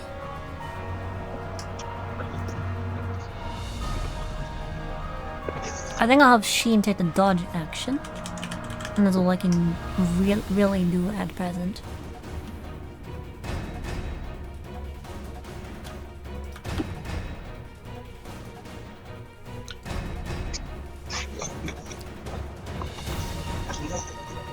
Taking this very seriously and just constantly scanning him.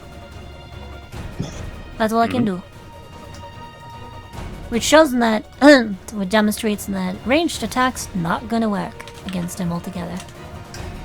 It's just not gonna work, so.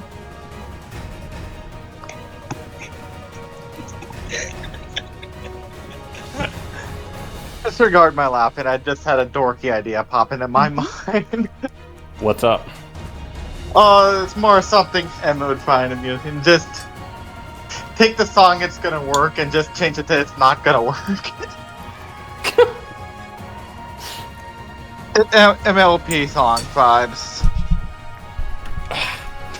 Yeah, but the reference was not lost.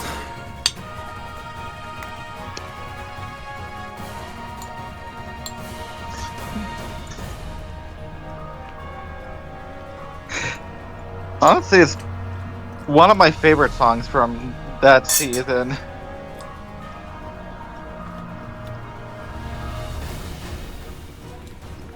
Here, I'll link it to you for later.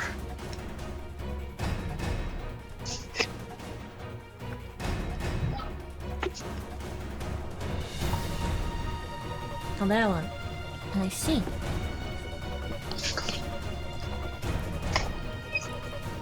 What, did you have to look up the song 2M? Yeah, it's been a while. Hope I remember this shit and you don't. I didn't care too much for that particular episode, but I remember stuff wrong. Anyway.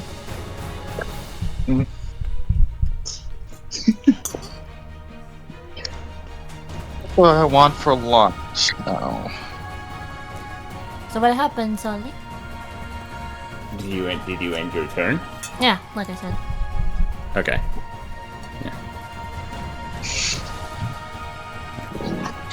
So he moves forward and steps on the staff, kicking it out of the water so that it flies over here.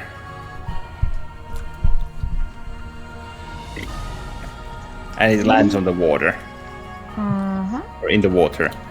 As it's flying, he approaches at surprising speed towards you. Alright. You will make an attack. Yeah. I'm gonna need. Yeah. I'm gonna need Sheen to make a dexterity saving throw. I can force attacks made against her to target me. Because I'm a commander. And is this an attack? This is a grapple. Well, that is technically an attack, isn't it? I believe so. Hold on. How the fuck did grapple work again? Because it's a ranged grapple, so I'm... A ranged grapple? He's right there. Yes. But he's using the chain of the comma. Okay, so using the chain of comma. I will try and smack you with parry and riposte. Shiny Shi and the Radiance coming up. Hold on. Mwah.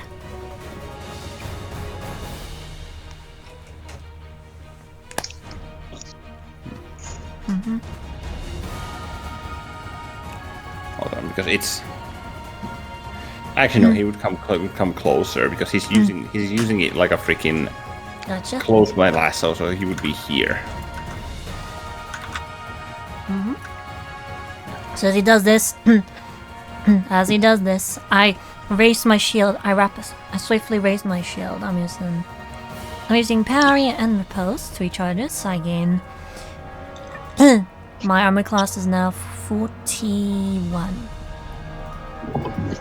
Yes. Blah.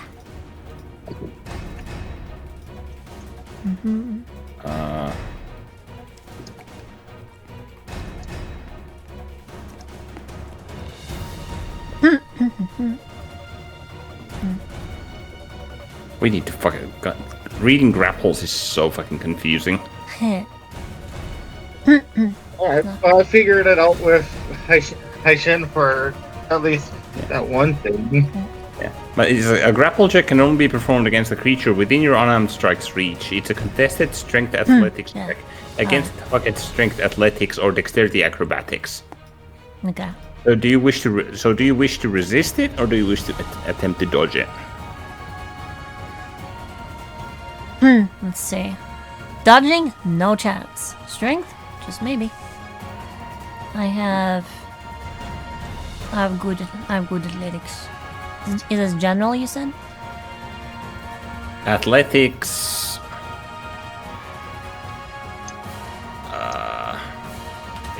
Because this hasn't been reworded. Fuck me. It would be general in that case. Well, that's another thing that I have to do on the fucking never-ending bucket list of Alright, death. so if this is the case, then I probably wouldn't. This probably wouldn't apply to parry and riposte. I would be more so trying to resist his grapple attempt, I think. Right? Yes. Okay. So scratch that. See, shiny shaders. Remove that one. And point of inspiration, I'm gonna use I'm gonna roll athletics. 220, catch 1 plus. So yeah. So yeah, as soon as that, I move her out of the way and instead try and counter his grapple and just push him away. So plus 4 plus 2d 14. There's a strength athletics for me too. Grapple resist 36. Nice. No, not 50.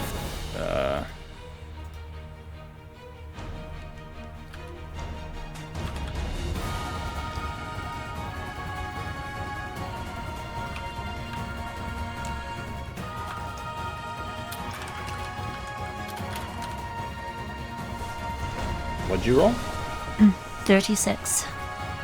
That passes. Nice. Yeah. So he just kind of, he tries to wrap the chain, kind of around, your primary sword arm and the shield to kind of, force you to the side and off the saddle. and you're like, oh god, that could have been bad. Because you would have flown straight off of Sheen with the momentum that he's going. Make the same roll again. Alright.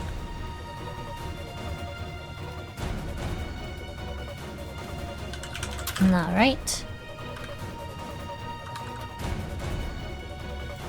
I'm double checking something.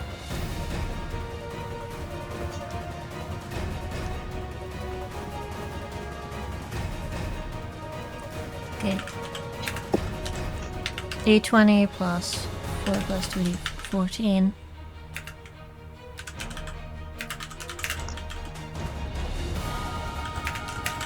Not this day, I say. 37. Natural 20. You lucky motherfucker. So he lands behind Sheen and jumps up on the horse's rump and over you again. This time trying to wrap it behind your neck to pull you forward. But you just managed to, with your shield, kind of finagle the chain over you. Make the same roll again. Again. Alright. Use that point of inspiration that I just got.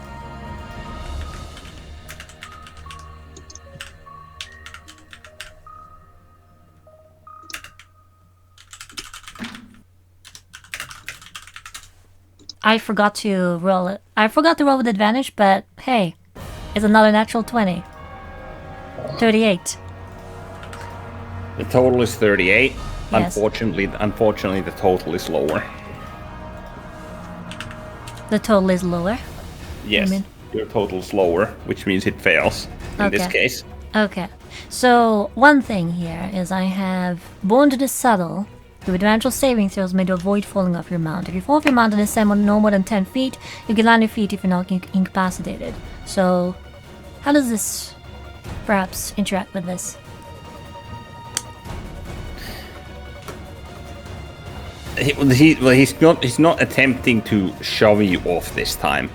Instead, he jumps up and makes another attack. This one's an actual attack roll against you. Okay, in that case, it is an attack roll. Now I'm raising my shield and get parry riposte. Alright. Because the chain's kind of like wrapped around your low back and other shoulder. And he's coming at you with a flying kick. Yeah, the shield, From the so front. that my armor class increases to 41. Alright.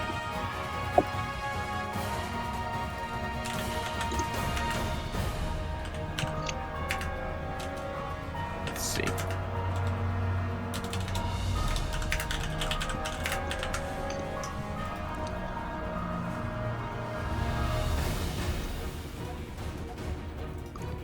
So am I considered grapple then with Haga? Do that. Wait, hold on a second. One second, because I remember him.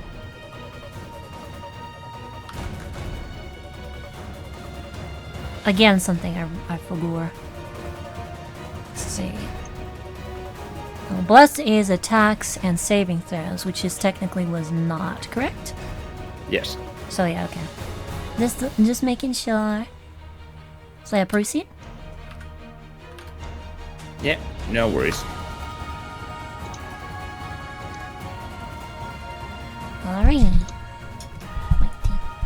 Hold on, wait, where the fuck is this?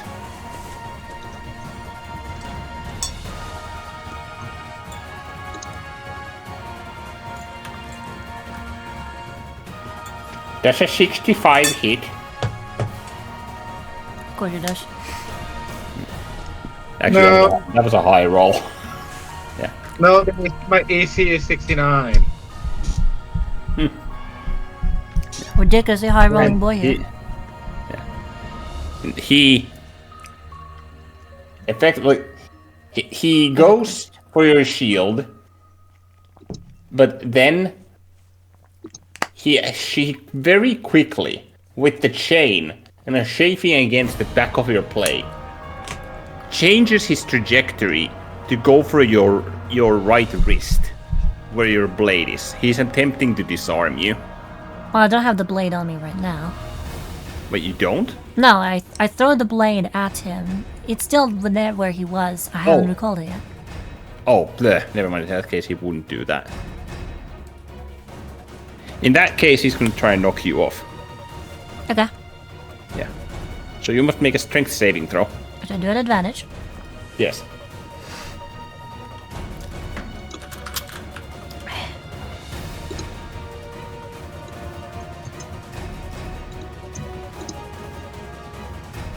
But I should have expertise in. Yes. 20, okay. Add 1 plus 4 plus 2. Stand firm. 21. Nope, that fails. Okay. He shoves with the kick the shield into you, like against you. And it hits you and you feel the chain loosening behind your back and you just fly off of Sheen with the momentum, with his momentum as well. Oh yeah, bless. Sorry, again. Yeah, sorry. 4. So 25? Unfortunately not. Okay. Okay. Thankfully, I do land on my feet wherever I happen to be. Yep. There is that saving grace. But so does he. As I just with a natural grace, despite that, I simply reorient and just land on my feet, just got scared a few feet backwards, but still standing strong.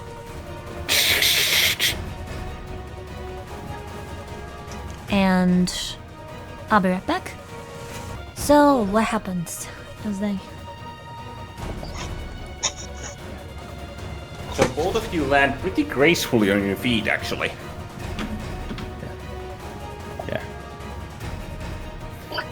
I'll just keep my hands and my arms and fists kind of close, and try not to reveal any particular weaknesses. Yep. With prowess, she just kind of says. You too. Not too bad. And as he whips his kama backwards. Oh, I just realized he has a gamma with that. Yep. He reaches, like, without looking, he reaches for his staff and whips it towards him. Oh, okay. Extending his arm backwards and attacking you with it. With the full momentum of the staff. Okay. AC is back to 37. Effectively stabbing you with it. Yeah. AC is back to 37. Alright. Because it's only for that attack, I do believe. Alright. I believe so, yeah. Uh... It should be. Yes. Because this is very much a stress test.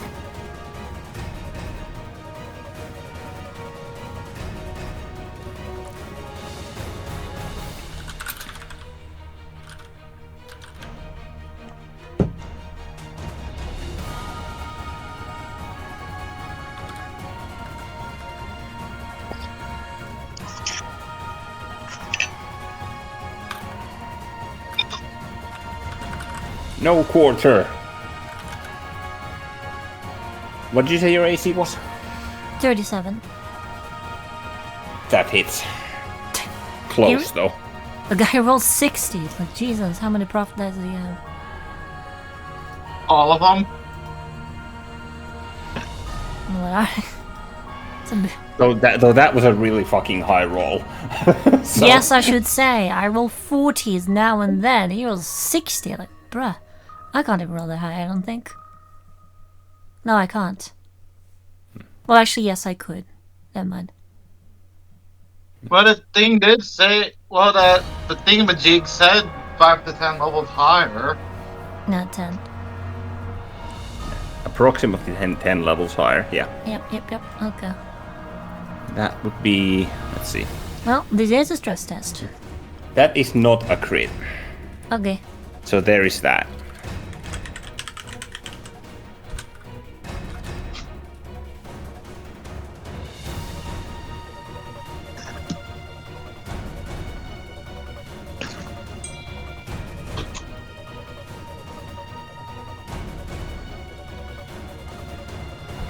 Indeed.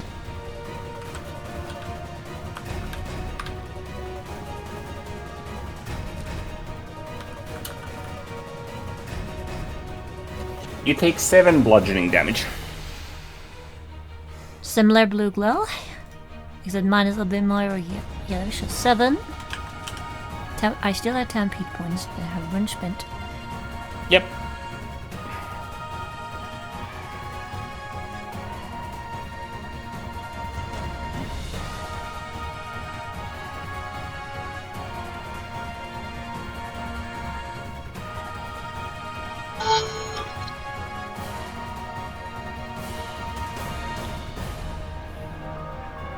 Yeah.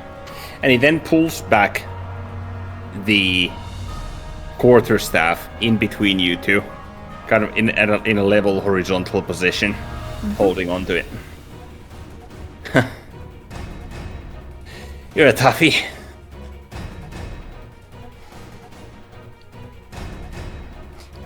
She just kind of levels Geisha a little bit. Such high praise for someone in your advanced stage. I'm still spry. Bonus action. Alright. That was stereotypes. Heh. Alright. What is actually one? Drink. He drinks.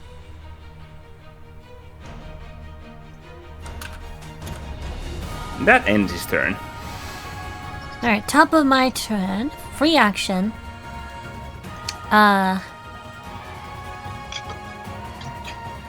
Actually, Sheen... Does Sheen get a turn, or does she act on mine?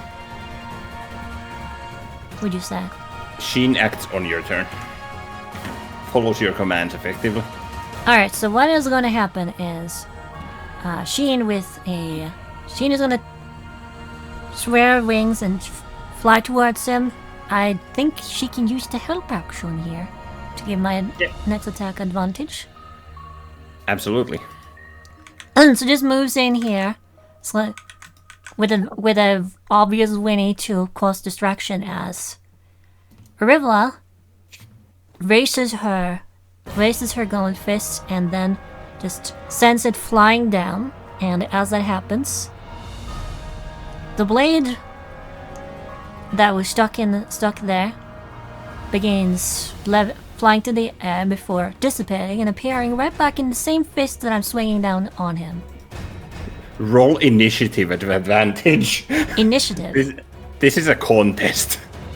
That move combo, by the way, with that wing thing, brought me back to when I did that wing thing in Velicals to what's his name. Mm-hmm. But no, this is a speed. Oh. This is a contest of speed. Whether you can bring the blade down before he can react. I completely forgot I have expertise in initiative.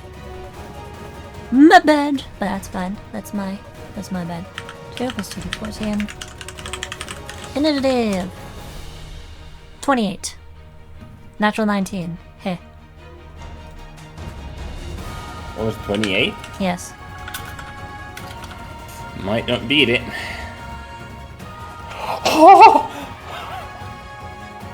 Oh my god.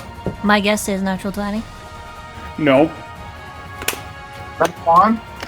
But damn close to a nat 1, but he barely beats you.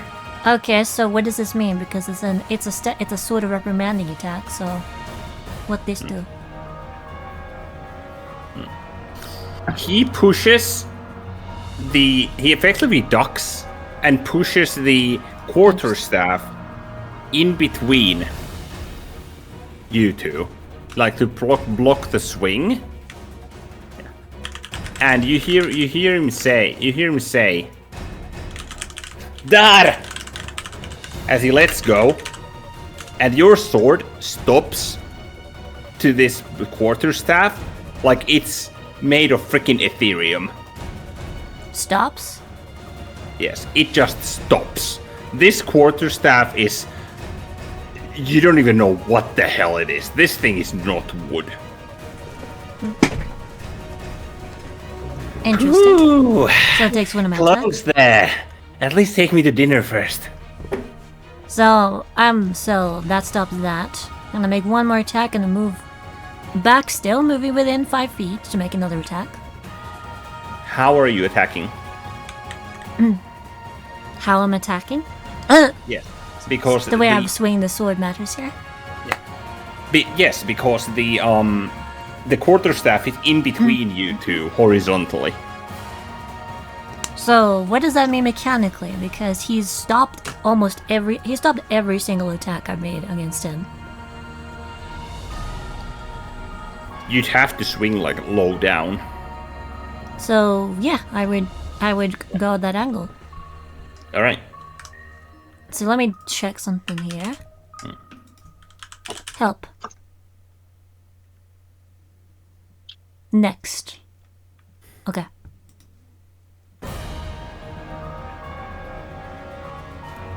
Okay, so with that in mind, Gashin can do this.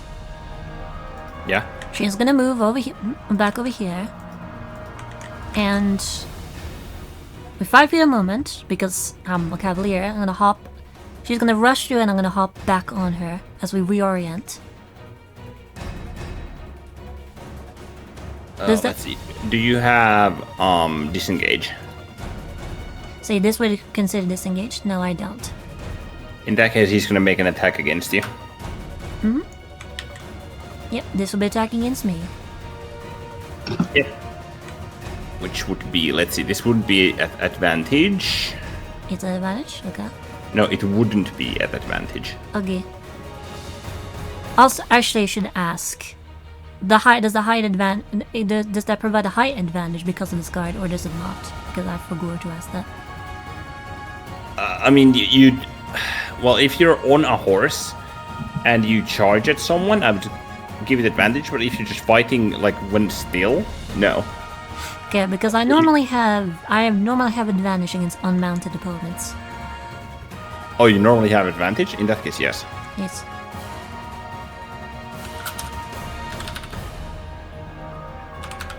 I'm a cavalier.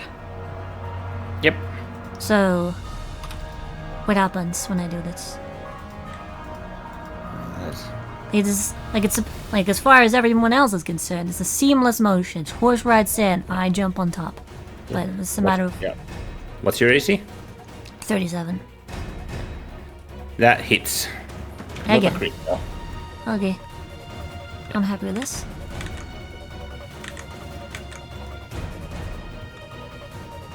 I don't think that stops me from hopping on board. Turns out it's stunning strike.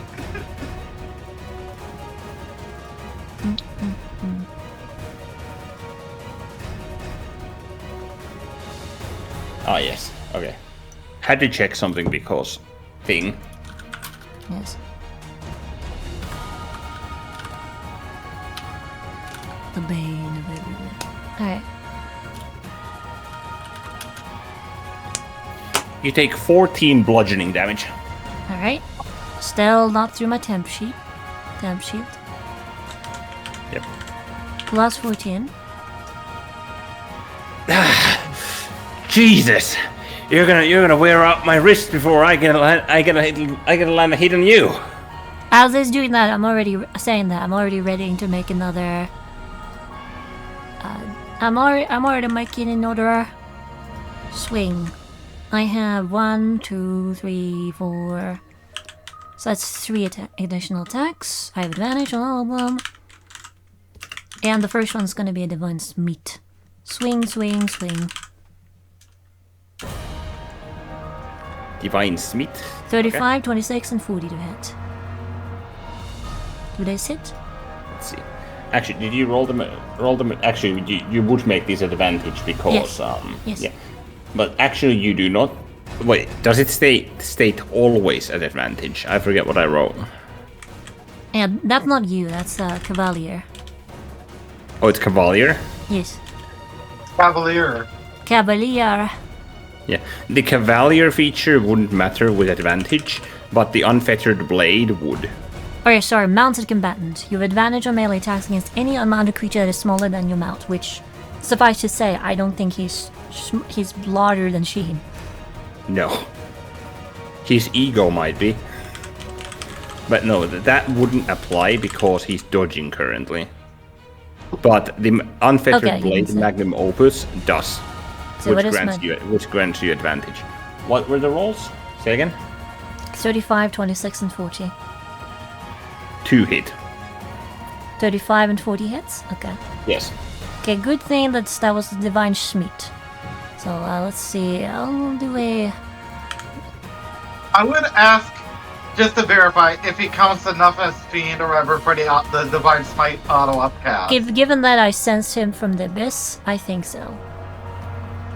I would clarify just to be 5. sure. Because I don't recall if it gets that bonus if like you melee a tiefling, for example. 2, 3, 4, 5. Mm-hmm. So yeah, is that the case?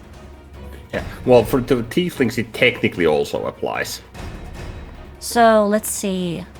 So that's 6d8 from Divine Smite, I do believe, and Correct. was there anything else that I had that something that relates to? Also, separate the slashing and radiant. Okay, we'll do. So did I have anything else with?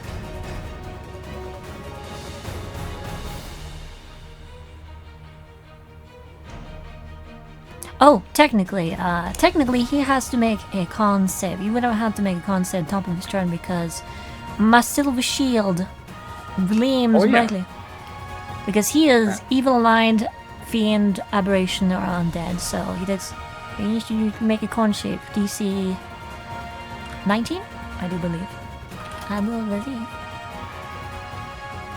Does he succeed? Let me make the con save first. Is it at disadvantage? Yeah, it is, isn't it? I do believe it because of something about unfettered blade or no. 42. Suffice to say that passes, so he's not blinded and he does not take that damage. Okay. I'm just gonna put a note here. Shining shield. Shining sheet. I keep forgetting about bless as well. Hold on. If I roll d4, 2, does a 28 hit? Or you miss? 28. Yes. 28 just hits. AC is 28. Okay, so that changes things. All 3 hit. Jesus. This is my first time playing Paladin since when I first started playing the game, so. They're doing good. Thank you. Anyway, I already used my free action, can't do any of those things, and I already said I was going to do. Okay, so, damage.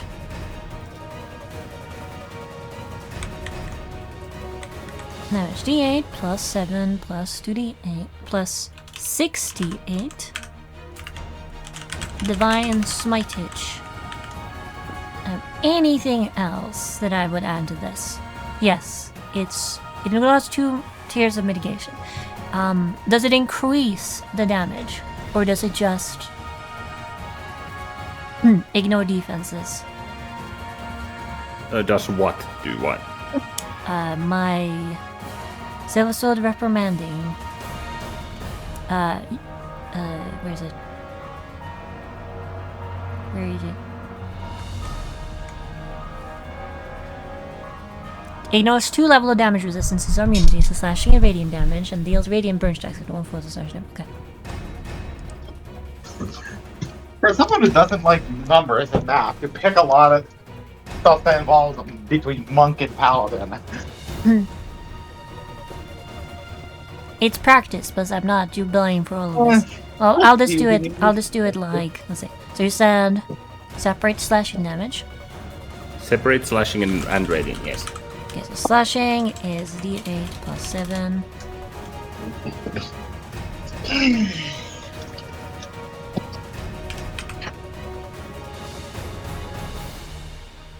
She should be D8 plus. No, it is the D8 plus 7. Times.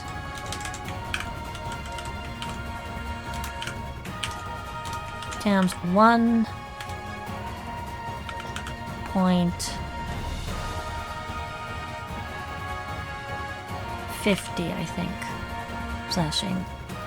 1.50 slashing. 16 slash. Alright. And he'll take 4 stacks of radiant burn. Something like that. 4? Okay. Yes. I think it's... Was it half or was it 1/4? Yeah, 1/4. That's what I thought. And then... radiant damage.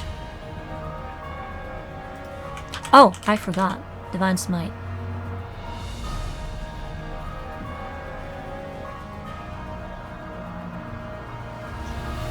Ah, yeah, there's one more level Divine Smite. Yeah. Yeah. And because it counts as a fiend, damage increases 1 every time. Yeah. 1 additional 1d8. So it's 7. It's 8d8 radiant damage. Coming up. Yep. 8d8 times 1.50. Divine Smitage 60. Alright. And I need to... 60. So as soon as he does that, now having resituated myself on top of Sheen, I just, in a seamless motion, lean slightly over and thrust my blade down at the side of his shoulder before it explode with divine radiance. Yeah, that took an effect. Nice. He's currently at 81%. Ooh. I believe that is first blood, as she then goes back and repeats the 2 other attacks, which both hit. Let's see, I Wait. Yep. How many attacks did you make and how many hit? You made 4 attacks, right? Yes, 3 of which hit. Gotcha. That one was for the... Swing. Okay, so... Let's see. Do I roll damage? No, wait. Okay. Wait first.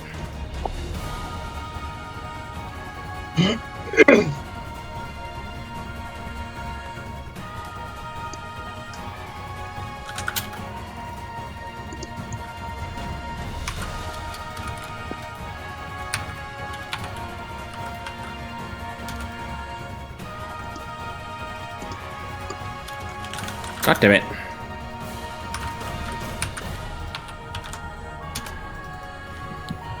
Okay. As you hit, another shimmering blue barrier forms around him. Oh, he's getting more tempage points. Hey, taking you some lessons from Anaclesia, I see. Except I made this like 2 months ago. Fair enough. Green minds think alike. Hee. Nah, I'm pretty sure it's stolen from Manaclete. So does it seem like this is in response to damage? No. Well, something around the lines of big chunks of damage that just keeps on happening. Like what in my experience, having fought and dealt with numerous extraplanar threats, well, at least read a lot about them, what do I think about this barrier that I see? Yeah. Well, this one's a bit unique because you sense the abyss from him, but he doesn't seem like the type. to be something that would just walk out of the abyss. As far as you know, demons don't exactly disguise their looks and whatnot. I can probably tell that he, with my divine sense as well, that he is Fey. On top. He's not Fey. He only sends the abyss. correct. Because the capstone would change any of that, so I wouldn't know if he's really did start out as Fey. All right, I forgot. Thank you. So am I allowed to proceed with my damage? Yeah. Before you do, you hear Mallorin just kind of yell out at Ellen behind you. Hey, Clokey! What the hell is the deal with this? I wasn't told that I'm gonna be fighting my arch nemesis! Ah, watch nugget!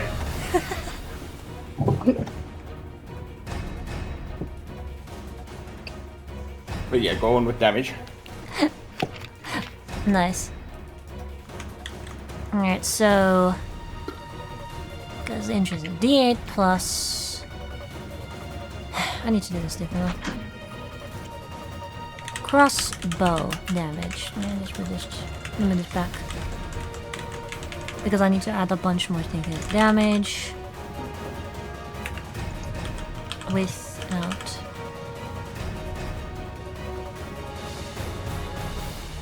Damage without.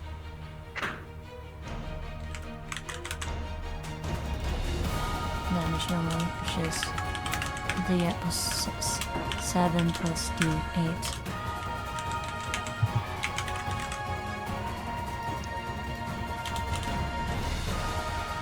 Alright, so this does not have Divine Smite, but because I've improved Divine Smite, I always deal additional radiant damage. Yes. D8 plus 7. Increased by 1.5, which is 10. Except I did it wrong. Oh, let me do that again. D8 plus 7 times 1.50. No, that's more like it. 18 slash 4 additional stacks of Radiant Burn. 8 and what? This 1d8. So that would be. So that would be like what extra? That would be 10 extra smite damage and 18 slashing, right? Something like that. Yeah, 18 slashing and 10 radiant damage from just having stuff there. So that would be with that, like with the slash, the shimmering blue barrier vanishes. Last attack comes in here, and I didn't say that I was going to use Divine Smite for anything else, which I had to declare now, so I'm not going to. 16 slash, and that's... What is 1/4 of 16? 4, 8, 12. Okay. 1/4 of 16? Yes. That'd be 4. Another 4. 4, 8, 12, 15. Okay, you should have 13 Radiant Burn then. Just thing did weird. Anyway,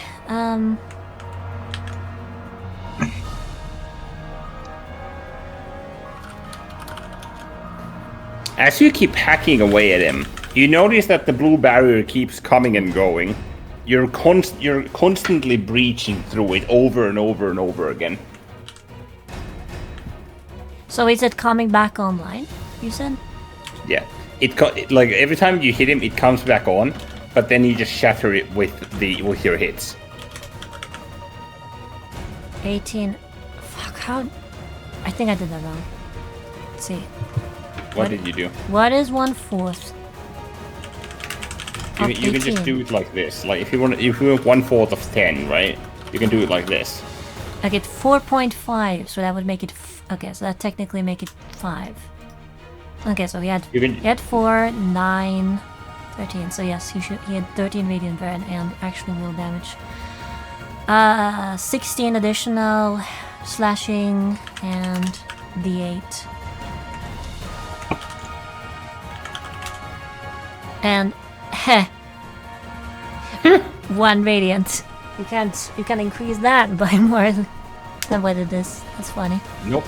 So it's 4. So it's 4, 8. So it's 15 radiant burn right now. Something. I believe. Something like that, I guess. I don't know. I'll take your word for it. I can't.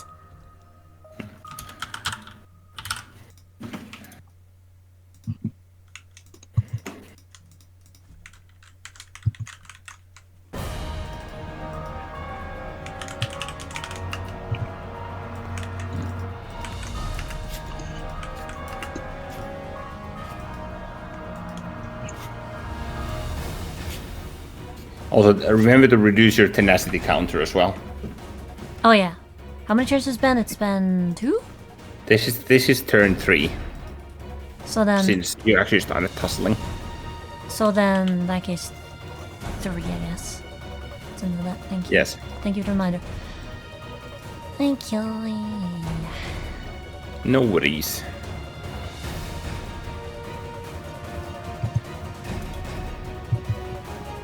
So does that end your turn?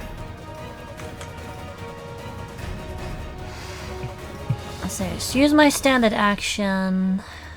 I use my movement. Okay, it's a bonus action.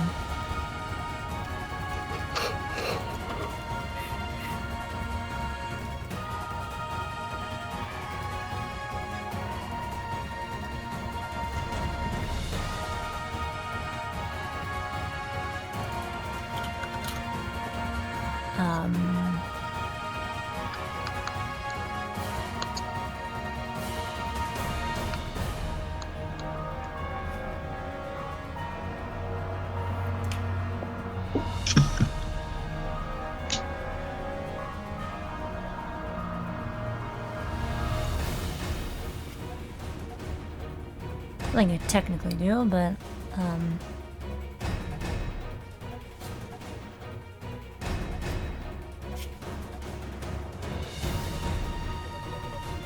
he's already used his reaction to attack me, and he doesn't seem to be in a stance I would recognize, like Talon Fighter or anything like that. Nothing that you would recognize, no. So with that, I'm then gonna just move slightly away. Not that far. It's hard to move correctly. There. Yeah. And you notice while you're like riding away, Yeah.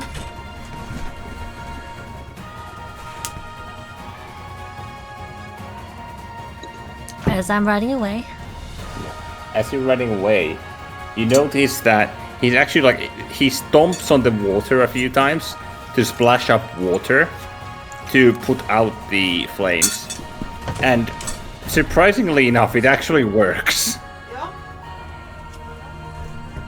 Okay, that's very curious. That shouldn't happen. Well, where are you? Oh. You're on a demi-plane full of divine water. Divine water. Yeah. Well, the thing is, shouldn't that normally just burn worse for him? Or... Well, otherwise he wouldn't be able to stand in the water anyway. He's wearing sandals. His feet would be on fire right now. So this is clearly on, because that's not... Yeah. Well, actually, never mind. It wouldn't work because... Yeah. Never mind. It wouldn't work. The fire burns regardless. Okay. Gotcha. Yeah. My bad. It's okay. We're bringing stuff out, so...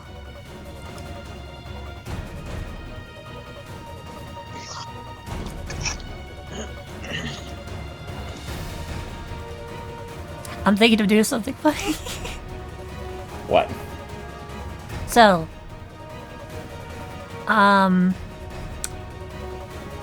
Yeah, I think that this is gonna be. Actually, when I divine sensed him, like I could only tell that there's a strong, fiendish, abyssal energy coming from him, but I don't know the nature of what it is or something. Not so much overbearing, but it's just this kind of lingering, like very noticeable lingering, ambient,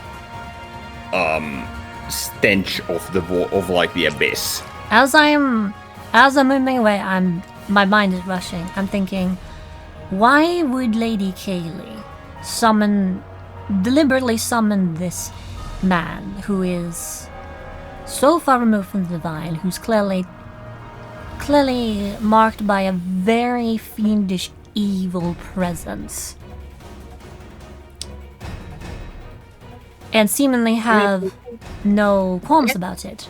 Is the first. Technically, demons and devils are still divine. Yes, but he's not devil. He's not a devil.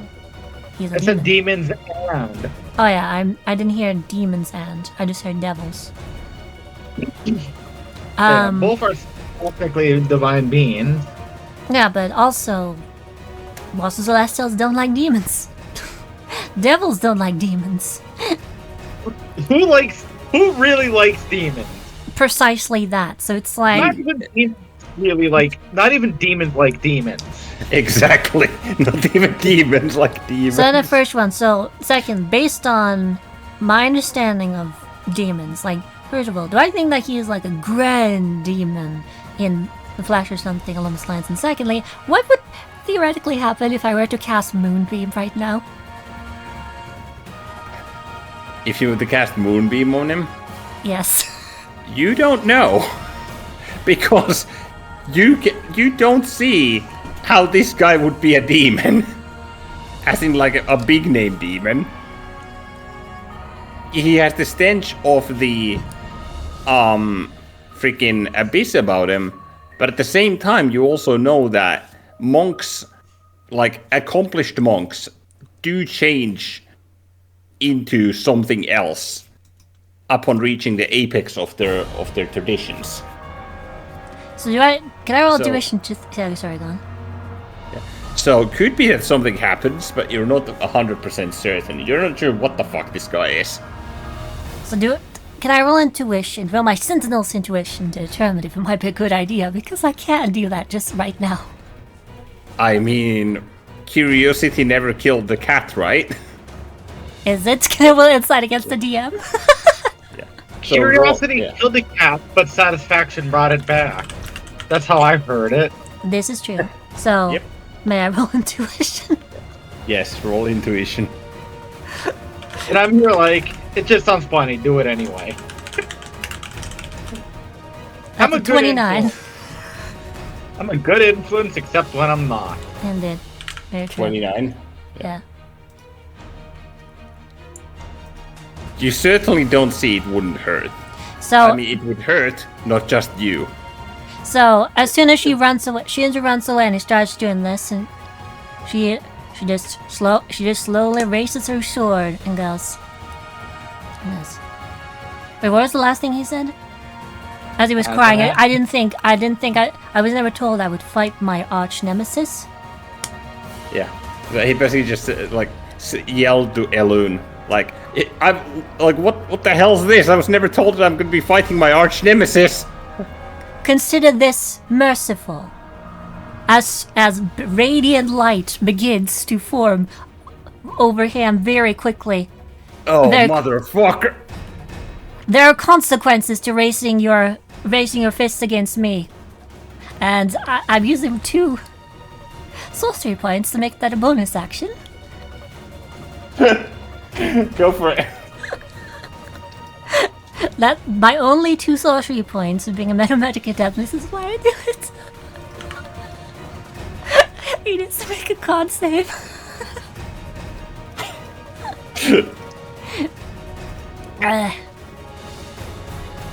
Jesus. How much is that? Wait, is there a save? Yep, it's a save. I'm now concentrating on Moonbeam. He is going to make that at disadvantage because, ow, fucking radiant flames. little bit. And so it's 5 foot radius, 40 foot high. It's like surrounding right there. I'll say, there you go, right here. Sure, is there a better way to do this? You either roll a nat 1 or really high.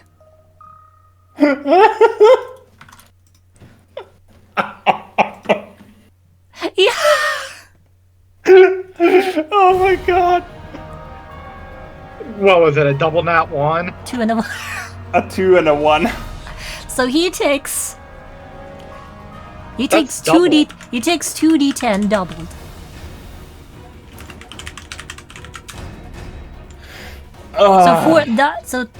So double 14, 28. 28. Let's see, that is.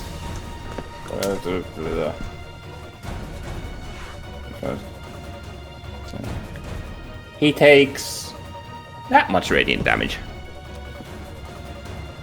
Yep. Also the second level spell. He's now at 71%. Alright, I thought he already was a 71. Oh, was 81. So that takes up, what, 10%? Nice. Moonbeam.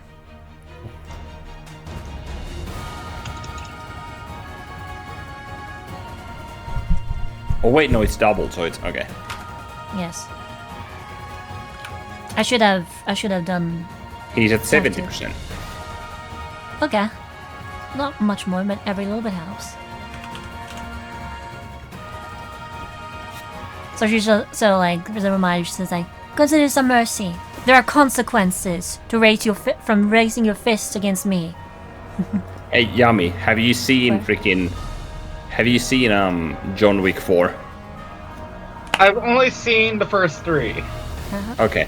In the 4th movie, there's this duel against this French asshole, like a marquis, who effectively wants to kill John Wick, and like he goes ahead of himself in a duel where John Wick hadn't fired the pistol yet, and he walks within like 2 feet of him, and he goes duelist, and John Wick stands up with a bullet in his gun, and he goes consequences, and fucking taps him to the head.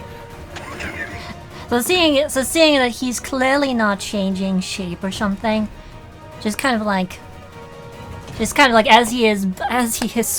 He's just screaming like, ah! I think an appropriate here would be, what are you? What? What did you say, Jess? I said, I think an appropriate thing here would be, what are you?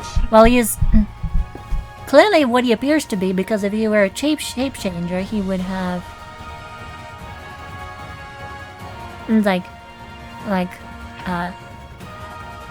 well, clearly you're not hiding your shape. So what are you? So what are you exactly? Yeah. He then, like, as you say that, he then kind of just like controls himself and breathes out, while in flames, by the way. Mm-hmm. And he puts his hands on his like head, kind of like to like point them as horns or antlers, and just kind of does this, sticks his tongue out. Hey, what do you think I am? A big bad demon wolf?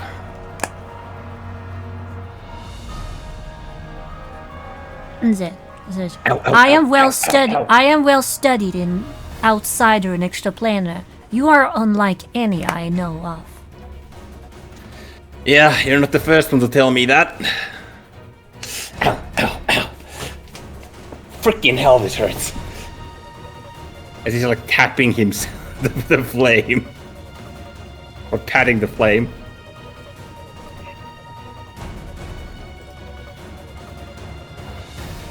Alright. And so... But yeah? But there are answers to all questions in this world. You just have to use your eyes and ears and find them.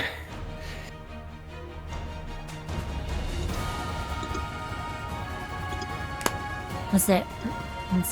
Should respond.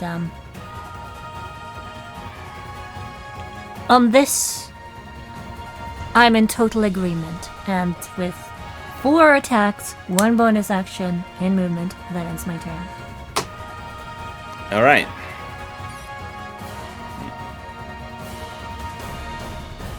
This should be fun. You guess fucking that nat 1 on the moonbeam was legendary. Yes, quadrupled. Let's see. First off, he's going to use. Let's see. 1 minute. So, Chris? He's gonna use 1 minute. Sorry, I was looking at the thing. Moonbeam. Up for 1 minute or until I break concentration, out of which. There you go. Continue. So, standard action. Okay. Healing Surge. Okay.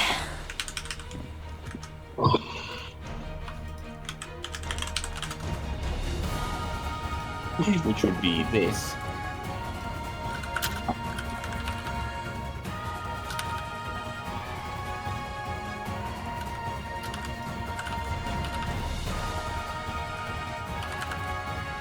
Healing Surge included your con mod per die, right?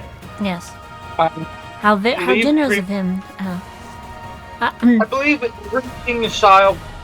everything healing style like spells that do that, and lay on hands at the con mod. It's reassuring that he's taking me serious enough to use his healing surge so quickly. Well, you smacked him. Yeah, you smacked him with a fucking multiple divine smites. Of course, he's gonna take you seriously. Even if you lose, at least you forced him to do that. This is about performance, not about victory. Ooh, that's a good roll. And I feel like I'm doing 100%. He's back to 100%. Okay, fair enough. Violent winds circle around him. Ah! On guard! The violet wind trick. Just for flavor, I like to say, like, she goes, on guard! And Sheen just rears up slightly, but not enough to, expose anything. Just kind of like, hee! Yeah. Action Surge. Do it again. Except do something else. Yeah. There you go. He takes another swig from his flask. And this time he drops the comma. He drops he effectively smacks his right hand onto his open palm of his left and takes a stance. Come on then.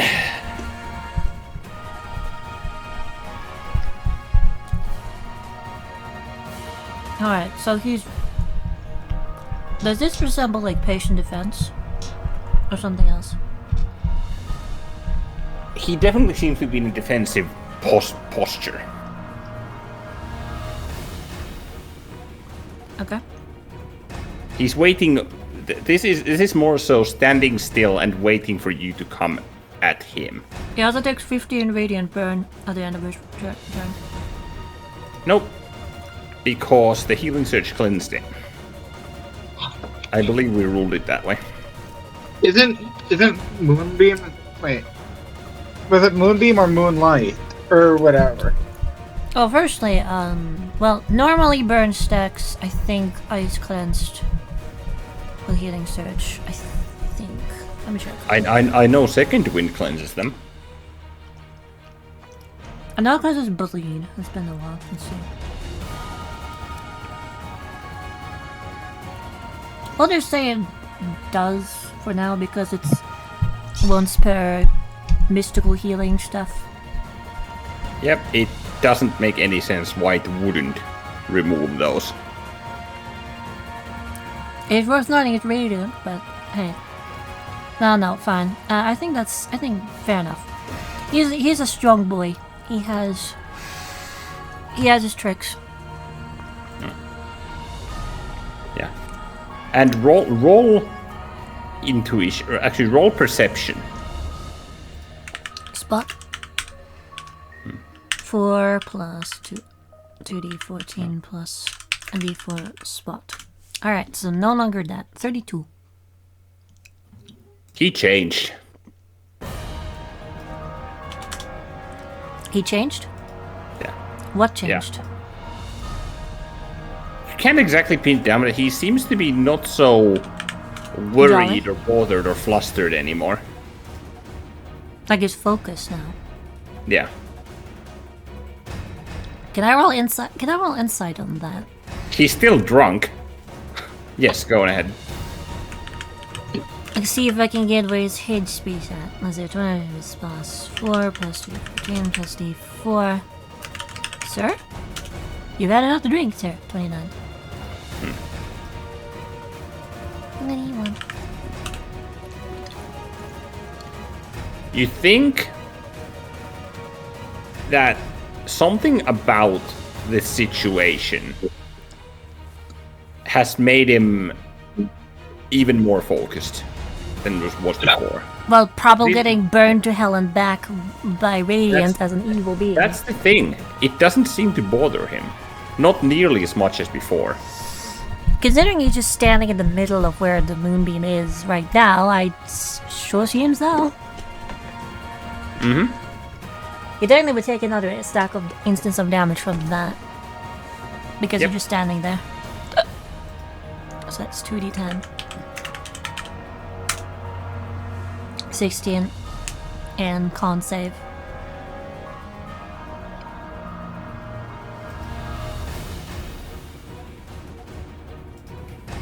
From him. Does he succeed? Let's see, let me roll. This is a disadvantage. Yes.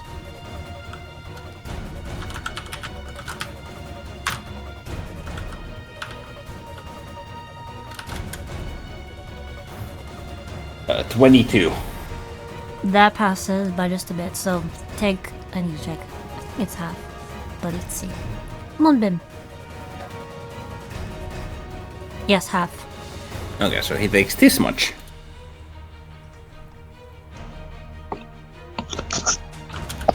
He's at 98%. Okay.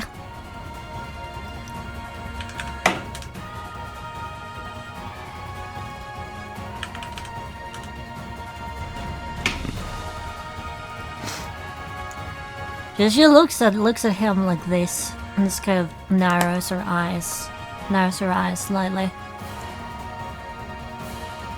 Curious behavior for one who so fears the light.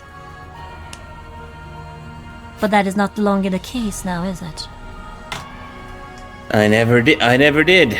I just didn't have enough alcohol in me. Still hurts like a motherfucker. Ah. There's a slight upturn of her side of her lip, and that is kind of like, okay, that's a little funny. Also, I'll be back in a bit. I'm back. Hello. Alright. Music change. Music change? Yes. Interesting. Okay. Yeah. Alright, so ready to continue? Yeah.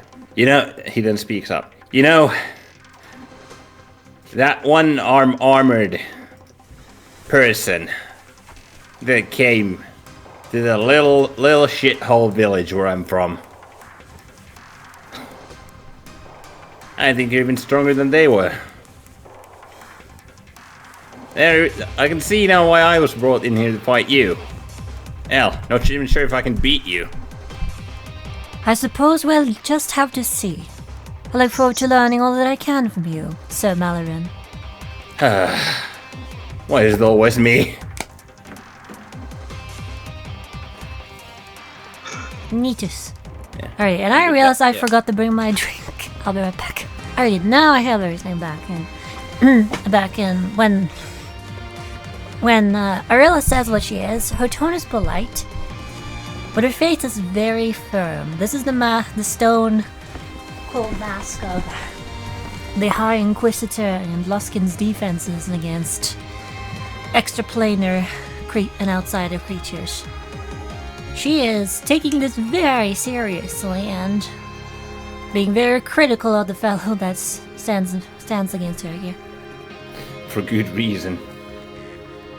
It's like As he- instinct. yeah. She's kind of like, you know, instinctual dislike, but also just being patient and cautious. Mm-hmm. Also, I see that he left. Did he leap away? Yeah, at the end of his turn, or before the end of his turn, he moved to the very corner of the arena out of the moonbeam. Yep, I see. He still maintains the same stance, though.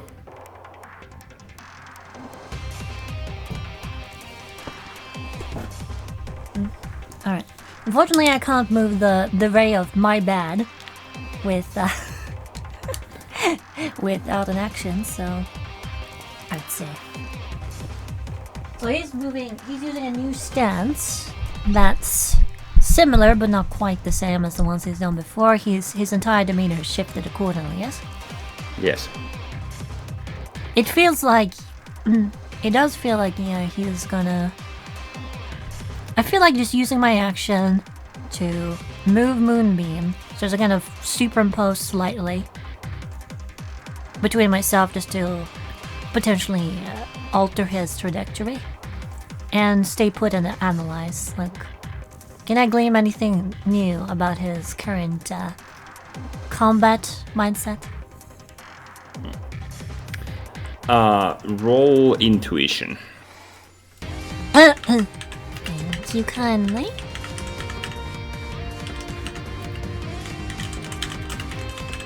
Combat Schmartschi, 32.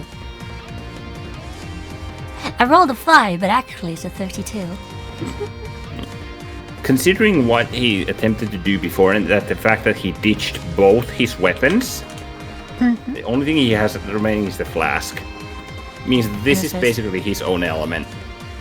So he's using fit, so Yeah. I think that he's gonna go full on unarmed craziness. That's certainly what it would seem like. But then again, you did see him freaking do a no-look pull of the staff from more than 20 feet away with the freaking side of the comma. So who knows? Like he can use the comma from Yeah, however. you saw like he's extremely proficient with the comma. Yeah. So there's definitely a chance that he can do some pretty nasty things with that. Alright. Righty. I'm The thinking side is there and comma is there. Side's there, thank you kindly. Or staff, sorry. I think we should probably call it at 1 or 2 turns after this. Yep. I was thinking of the same thing. Okay, so let me see. He is waiting for me again, waiting for me to make the first move. Prepared for everything. Is there a difference between the way that he was acting? Well, obviously the way he's acting, but more so when I thought that he was laying a trap for me, when I was just lying down and having a Sunday drink, so to speak, versus now, is he like, does it feel like he's setting a trap or more so just alert, try to respond to whatever the hell I'm thinking of doing? Roll insight. Yes. Plus 4 plus D14 plus D4. Trap or straightforward? 30. You think there's definitely you don't know this. First of all, you don't know this man No. that well. No, I'm just But- been trying to get the best read of him as I'm fighting him. Yeah. And he's very shrewd in that regard. That he's a goober in a word, but at the same time he's extremely proficient at fighting too. And he's very straightforward in his logic. But this is more so him being cautious.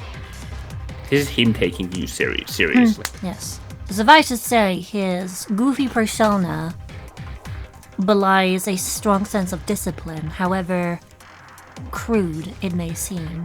He's well honed in what he knows. As a fellow warrior like yourself, that's what you would deduce. Yes.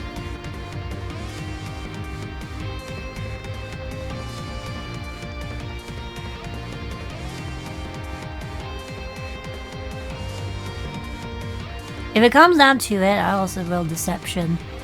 Insofar as just keeping my own cards close to my chest. Because if I am taking him this seriously, then he's also watching for me. So I'm gonna roll deception, general deception check with that in mind.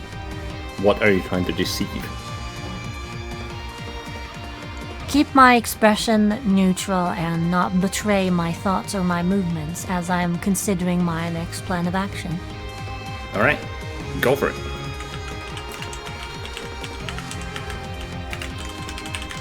General deception. 22. I can probably make that one. I rolled real low on the d20 and one of the d14s. But hey, who knows? Wait, one more. 23. He grins at you. So he would be able to very clearly tell that I'm doing the same as he. Take it very seriously and reading him. At present. Based on that reaction, yes. Well, I'm not bothered. I expected that to potentially be the case. So, based on what I learned about that,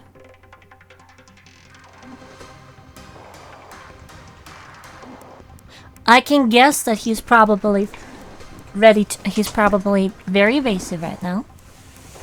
And that he might have a few readied small actions that he could take upon my approach. Would that be correct? That is more or less what you can glean, yes.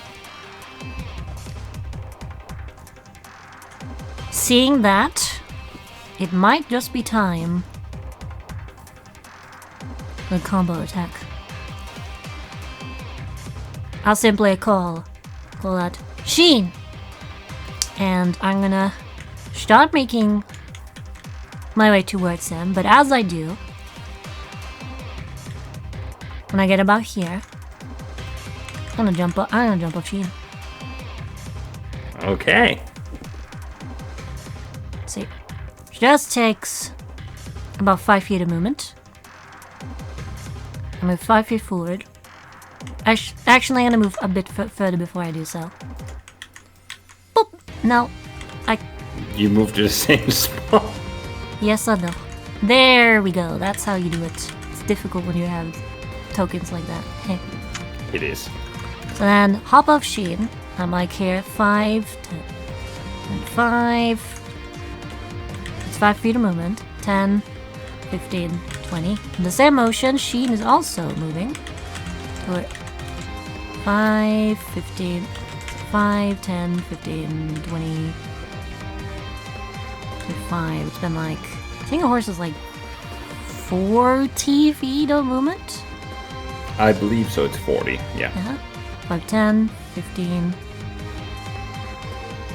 15, 20, 25, 30.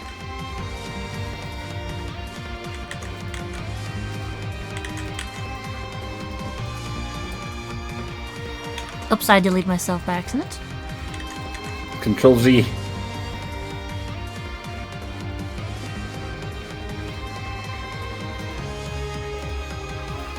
So as we split off and Sheen comes at him, from roughly this direction, we practice this movement as I've added a genuine hand to signal on her silently, and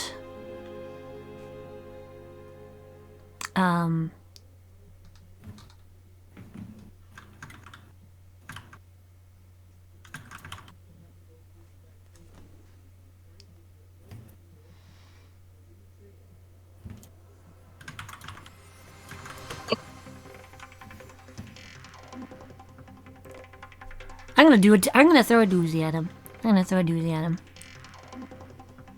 If I have the means to do it. If I might have the means to do it. What you doing? I forgot I rolled I rolled... No, wait. Did I roll critical damage? Did I roll a crit against them? No, I'm not. Well, technically, I would have gotten Valor at one point. You also notice Yeah. rolling like crit, like what? You didn't roll any crits though, did you? No, I did not. I only roll crits on resisting his first few attempts to get me off. Yes. Sheen, I believe. So no, that doesn't apply here.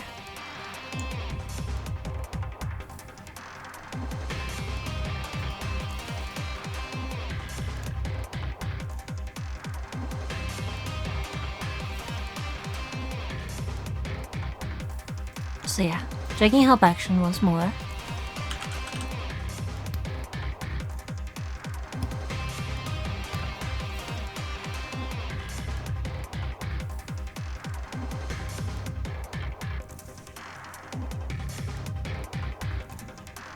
Okay, no.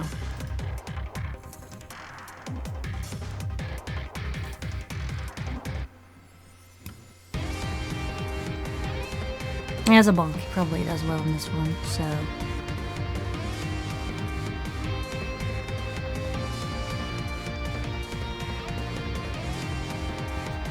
No, I'll do what I was originally thinking of doing. So as I do this, I'm gonna move towards him quickly. 2 targets to try and throw him off. Sheen is going to, I believe...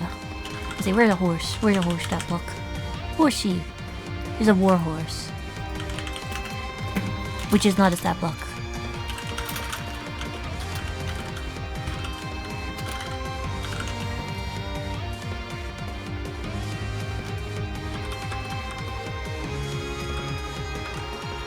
Oh, I believe you have it in your sheet. Correct. Thank you for reminding me.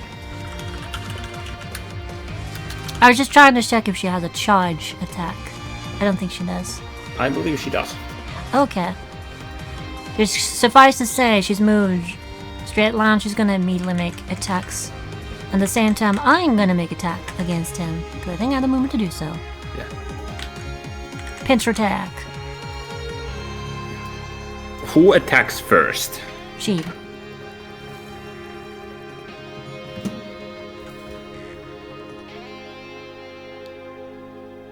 Sheen attacks first. Okay. Make the attack roll of Sheen. At disadvantage. Heal 1 plus. We're trying strategy. She's getting creative. Okay. Hoovis. It's a cool concept. Thank you. I think she has expertise in this because we've ridden her very many times. Yep. See, 3 plus... Yeah, plus R. That makes sense. Yeah, plus R, yeah. 2d12.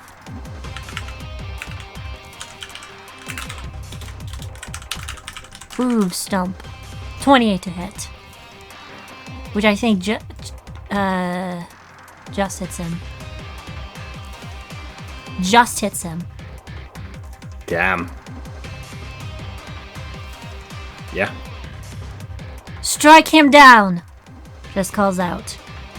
Kind of the throw confusion a miss as she then rears back and I'm gonna do a divine schmeat. Yeah. Upon D!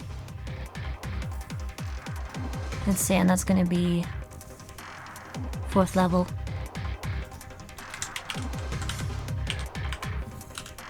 I'm going in for a big swing here.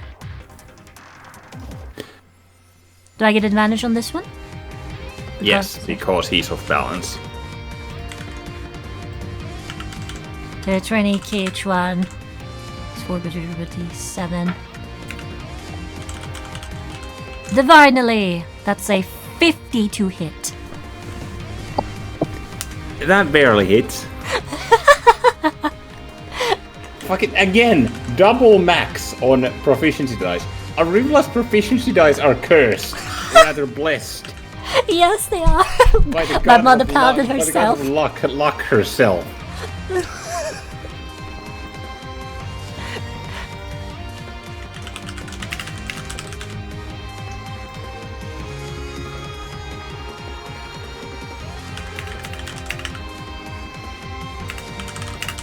Alright, so first I want to roll damage with Sheen. Yep, Yeah, but Sheen first. let's see. Force is 2d4 plus whatever. Plus her strike mod of 4. Yes.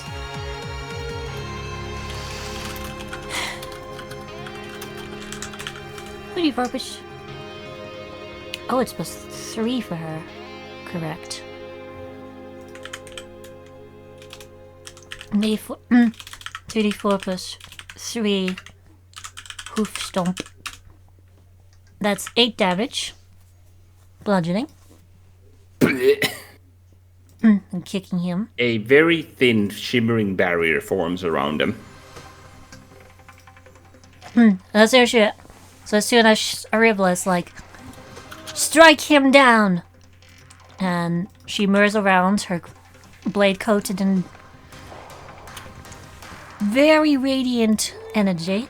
She strikes him across the back. From her angle. Right there. So slashing damage is d8 plus 7. Slash. Wow. Minimum damage, but 12 slashing. 3, 6, 9. 3 stacks of radiant burn on him. Alright. 3 radiant burn.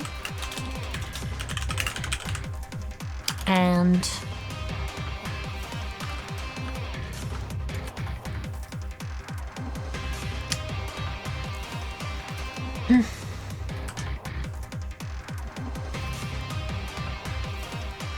what am I doing? Yes, there we go.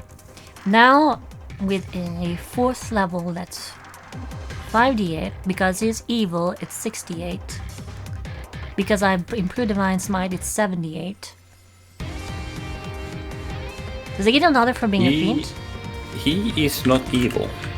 Oh, he's not. By alignment. No. But he is. But he is an abyssal fiend, so 78 total.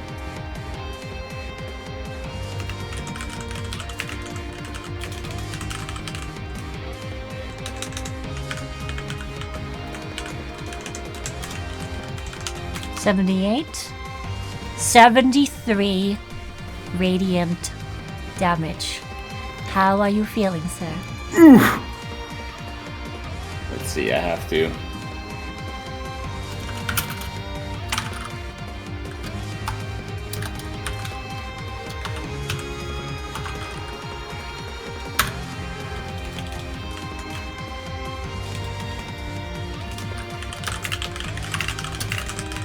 And that little love tap, he's at 78%.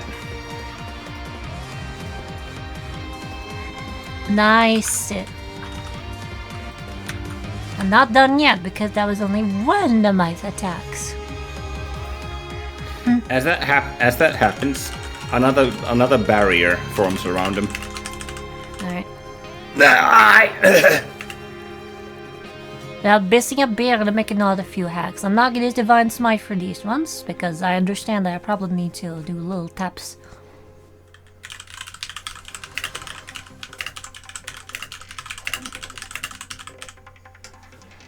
So I need to make 3 more attacks, which I just do normally, I think.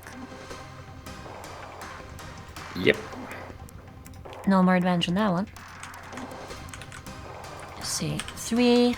Or no, you do make these at advantage. Okay, 3. Because he's still off balance to shit. Natural 20. And I'm not even rolling with d4s here because, yeah, I forget. With the natural 20, roll normal damage. Okay, so good to know. Good to know. It doesn't hit as far as, but I do get my Velour and as well. Yes, you get other resources from yes. Nice, very nice, very nice, very nice, very good. I appreciate. I appreciate. Alright, so normal damage, which is just gonna be standard damage. Let's see.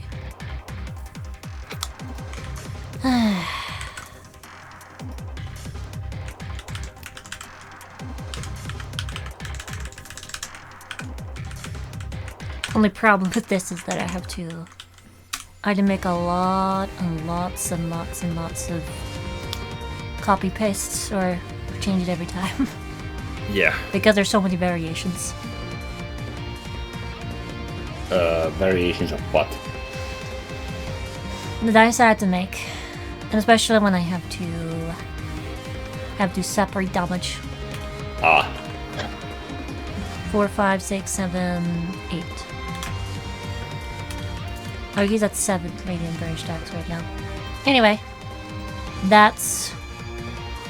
I should have just rolled it twice, actually. 2 instances of D8 plus 7.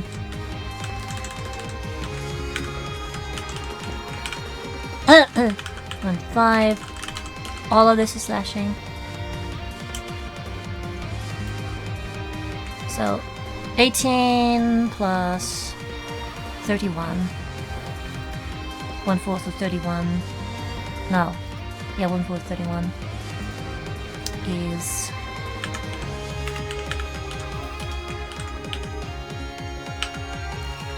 Oh, actually, one thing I forgot. Yeah? As Sheen came in to attack.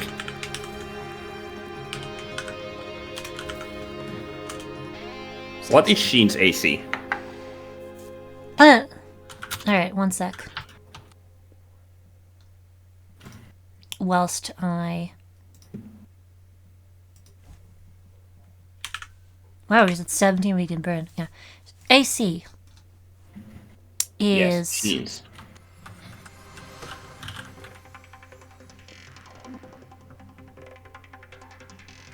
That's something that I actually think we forgot to discuss. Like, if she has, like, proper armor or something.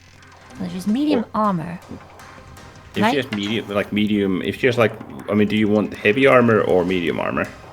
Well, actually, technically, since she's fairly strong, it'd probably be heavy now I'm thinking about it, because I'm also heavy. We're not the Dodgers type of things too much, and she's a horse.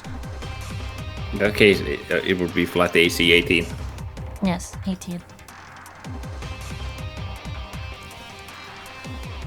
The sheet is not working properly, so there you go. 18 AC. Yeah.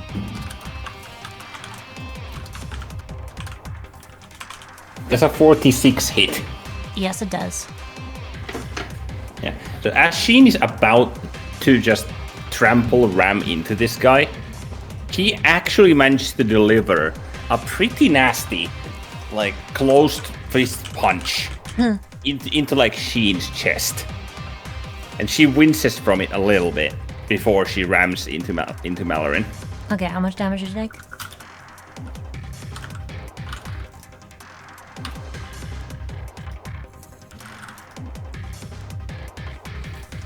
She takes 21 bludgeoning damage. Okay, she's fine. 21. And then he gets cut with my Divine Smite. Yes. And then I hit 2 more attacks with slashing, for a total of 0 plus stuff.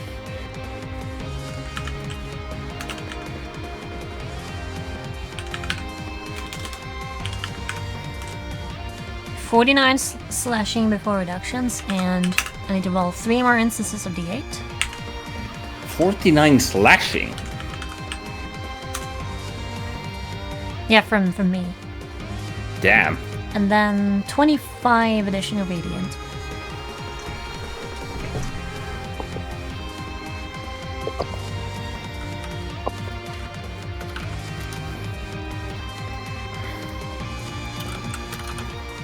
It's at 66%.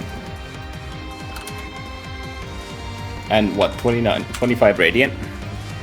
Yes, 25 radiant. And he should be, at the end of my onslaught attacks, at 17 radiant burn stacks. That is that much. How much radiant burn? 17. Gotcha. For his enjoyment at the end of this turn, this round, whatever. It's hard to tell when there's only 2 people. I am always struggle with that. Yeah. Whenever it's the end of the round. So, yeah. me. Yes, you are the end of the round. Yes. And there's my distraction, do stuff. I can't use any more spells as bonus actions, don't I? Fortunately. No.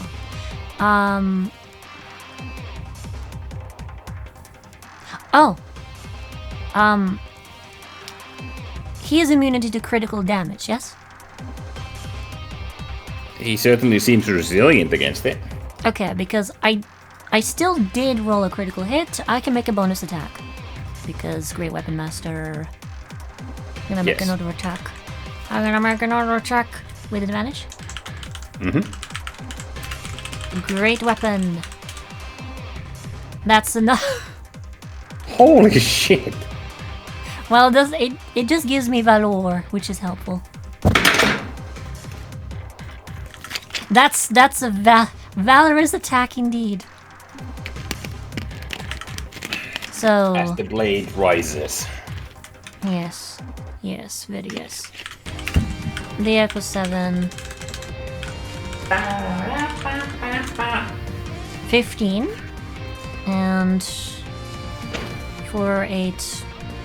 I think that's 4 additional stacks for 21 radiant burn and 15 slashing.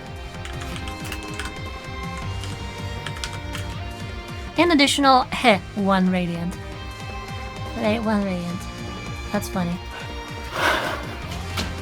The cheek. Uh-huh. 15 slashing. Yes. So as the slashing goes through, the barrier forms, and it effectively blocks your smite. Yes. This is my passive But- smite, by the way. But yeah. Yes. So with that done,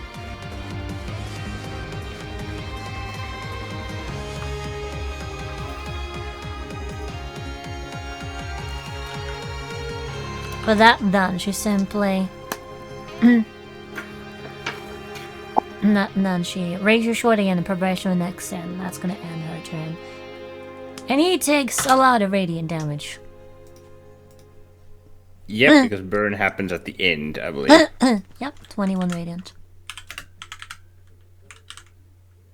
It was 21 radiant burn, so it would be... And it loses 5 stacks. So yeah, that's 16. But that would also be... Hold on. Yeah? He does not take 21. Okay.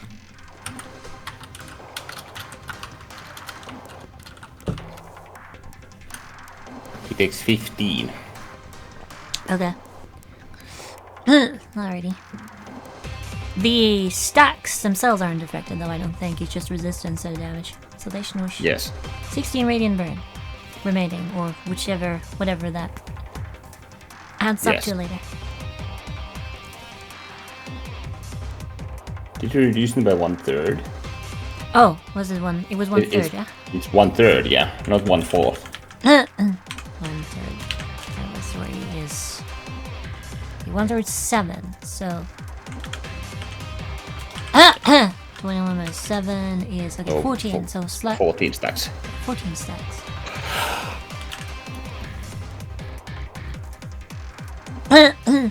Revla, ever the mask of a seasoned fighter. As see. Shina's gonna move 5 feet back. And that's going to be another opportunity attack. Also, he has that? Okay.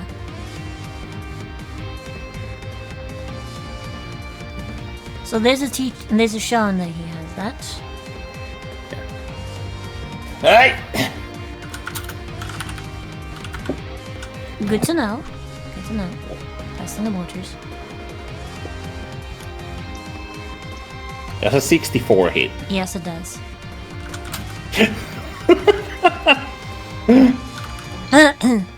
His damage, his attack rolls are insane. Yeah. 15 bludgeoning. 15 bludgeoning. As he hits Sheen to the side of the neck.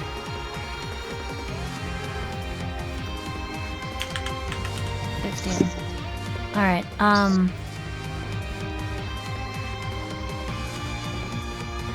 would I happen to have any of Stella's ready-made 10 potions, and can I just administer them as a bonus action? I don't think we ever made them. No. Yeah. Not yet, we haven't. Yeah. We'll just say that Scylla took them back because they weren't perfected yet. Okay. To be made. So I'd have to spend an action to heal her if I wanted to, in other words. Yeah, effectively. Okay. So this is all just- teaching. yeah. Yeah. Yeah. Because feeding a potion or using lay on hands is an action. Yes, it is. Yes, it is. Thankfully, I do have that. I was probably thinking that this trick will not work twice, so from here on out, probably gonna remain on the horse because then she can protect her tail. She can't protect Sheen if she's not on horseback. Yep. So yeah. What happens? Let's see. He looks around a little bit. Looks around even though I'm right next to him? Yeah. Interesting. Insight check. Can I do that? Yep. 21. You don't really know what he's sweeping the battlefield, like with one eye. So looking for something he use. Yeah. Alrighty.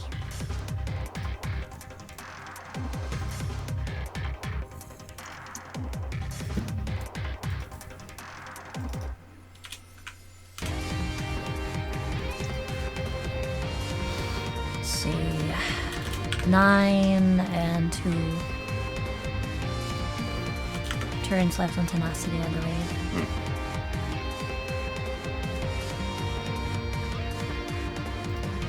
Yeah.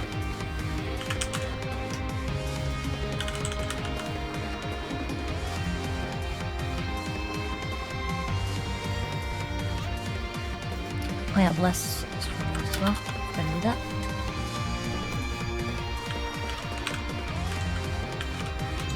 It's probably be at 7. Bonus action takes a sip. Okay.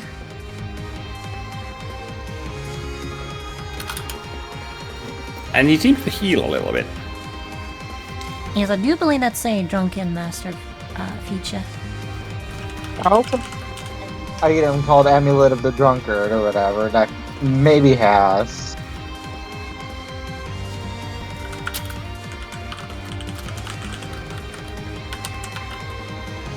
Which the amulet always just amuses me when I see it.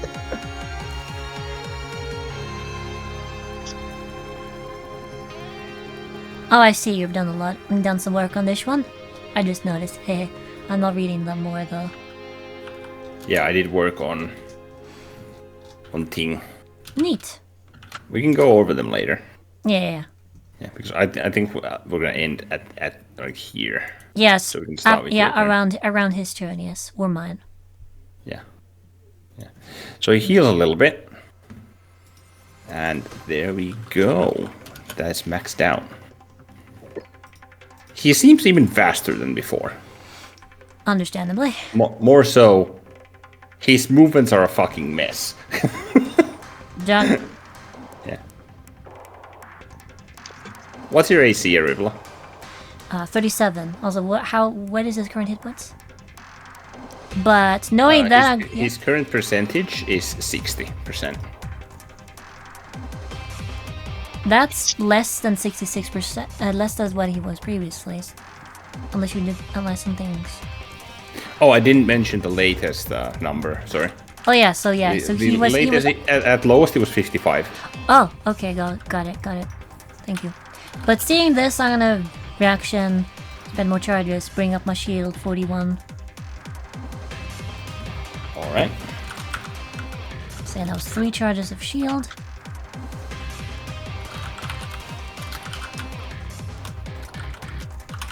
Six. Try and go clang against him. Does it work? So he comes in with a very quick punch from a really freaking weird angle. Like he effectively spun around, and you're expecting a left. He spun around like to his right, and you're expecting like a left hook, like at your abdomen. But instead, he backhands you with a closed fist straight to your jaw over your shield. Okay, so Like with the rotation, and it's a clean hit. so he hits. Make a Constitution saving throw. Yeah, that's a stunning streak. Let's see. I don't have any determination. The world is my oyster when it comes to dancing, Miss Rivla.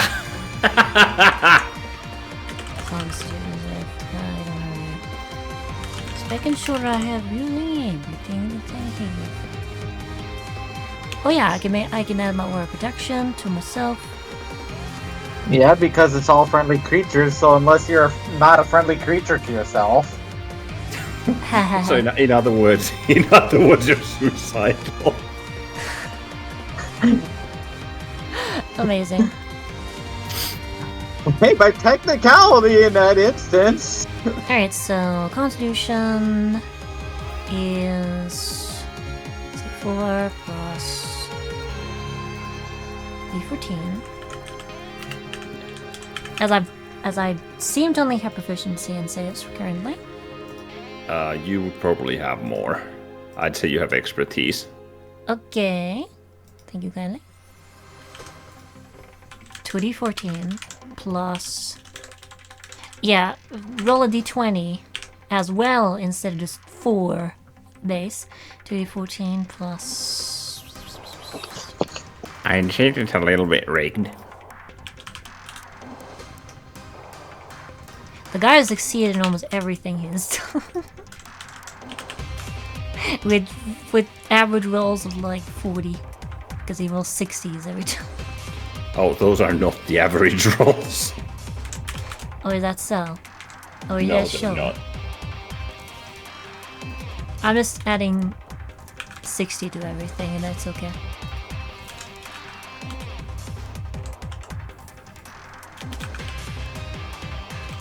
Except with Sam, they're just, yeah, 60 now. Anyway, 2d14 plus my charisma mod of 3. Con save. 24 total. I don't think that's enough. But maybe it is. Who knows? Oh wait, d4 because bless. 26. Arivula, Yes. roll player wisdom. D100. 63. Roll again. Roll the D100 again. Yes. 7. You have something that can completely nullify damage. Boon of invincibility, yeah? And you'd think that considering this guy's serious, you don't want to know what happens if he turns the tables on you. So yeah, seeing that, just kind of closes her eyes, grits her teeth as the blow just slowly comes for her, as it just shines brightly with divine light. What the fuck? And it's like You hear him audibly say that.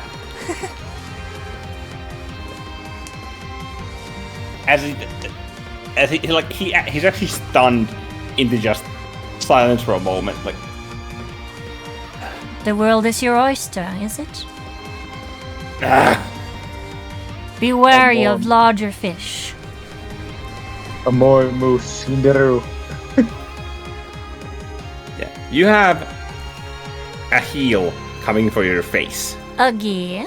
Yeah. Yeah, my Is that God. wasted?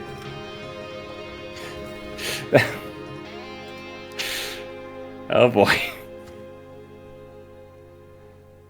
Alright, That wasted his last inspiration. nice.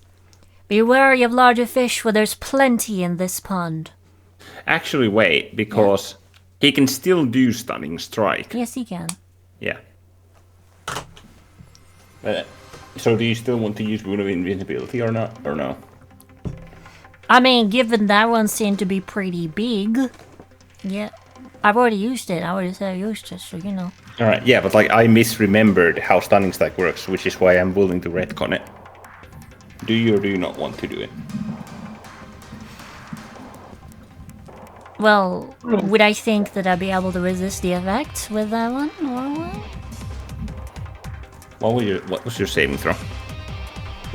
26. Since you work with me. Yeah. You would be able to resist it. So yeah, she's Barely, gonna. but Okay. You would be able to. So she'll. Actually, no. So yeah, Boon of Invisibility. No, you would not be able to resist it. Sorry. Boon of Invisibility still goes up to the end. Time proceeds as normal. Yeah, because you do not resist it. So you take no damage, but you still feel a bit like dazed. Okay, so a little dazed once it goes through. Just like after saying that. Yes, because you are affected by mechanics. You are stunned. Ugly. But not that much. Oh damage. yes, it is. But I have to give you props. You are pretty good. Okay. Let's see. 3 more attacks coming your way. Okay. This is gonna be fun. This is the first real damage he'll probably deal to me. Effectively. Mm-hmm. You still had your tenacity, yeah? Yes. Yes, I do.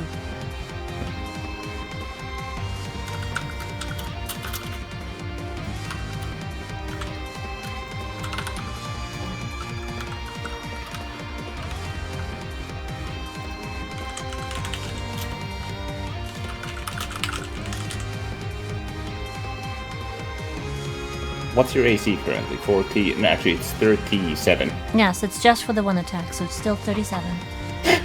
I just rolled the highest attack roll on this guy I have yet. Again? Yes. Alright, wonderful. Let me just send this to Yami. Very nice, very nice. Hey Yami, you there? No, I'm elsewhere. Okay. Look at this shit.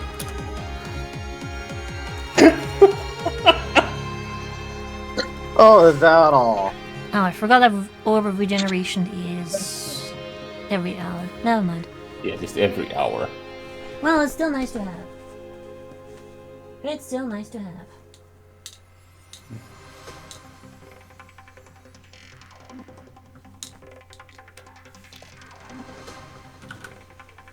Like, if anything, it's more stuff for him to pay attention to. Yep.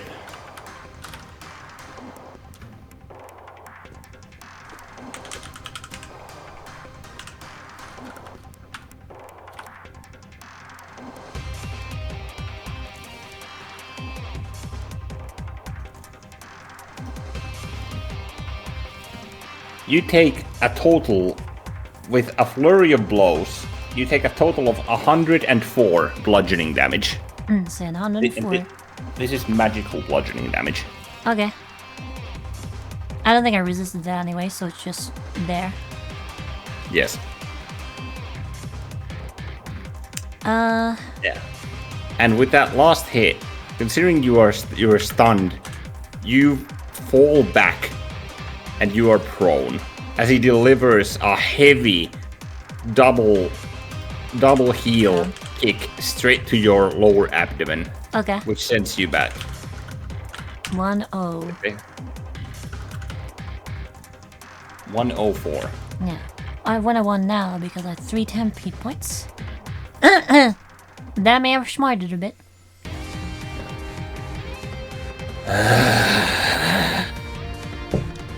Alright. And with that, he also goes back here.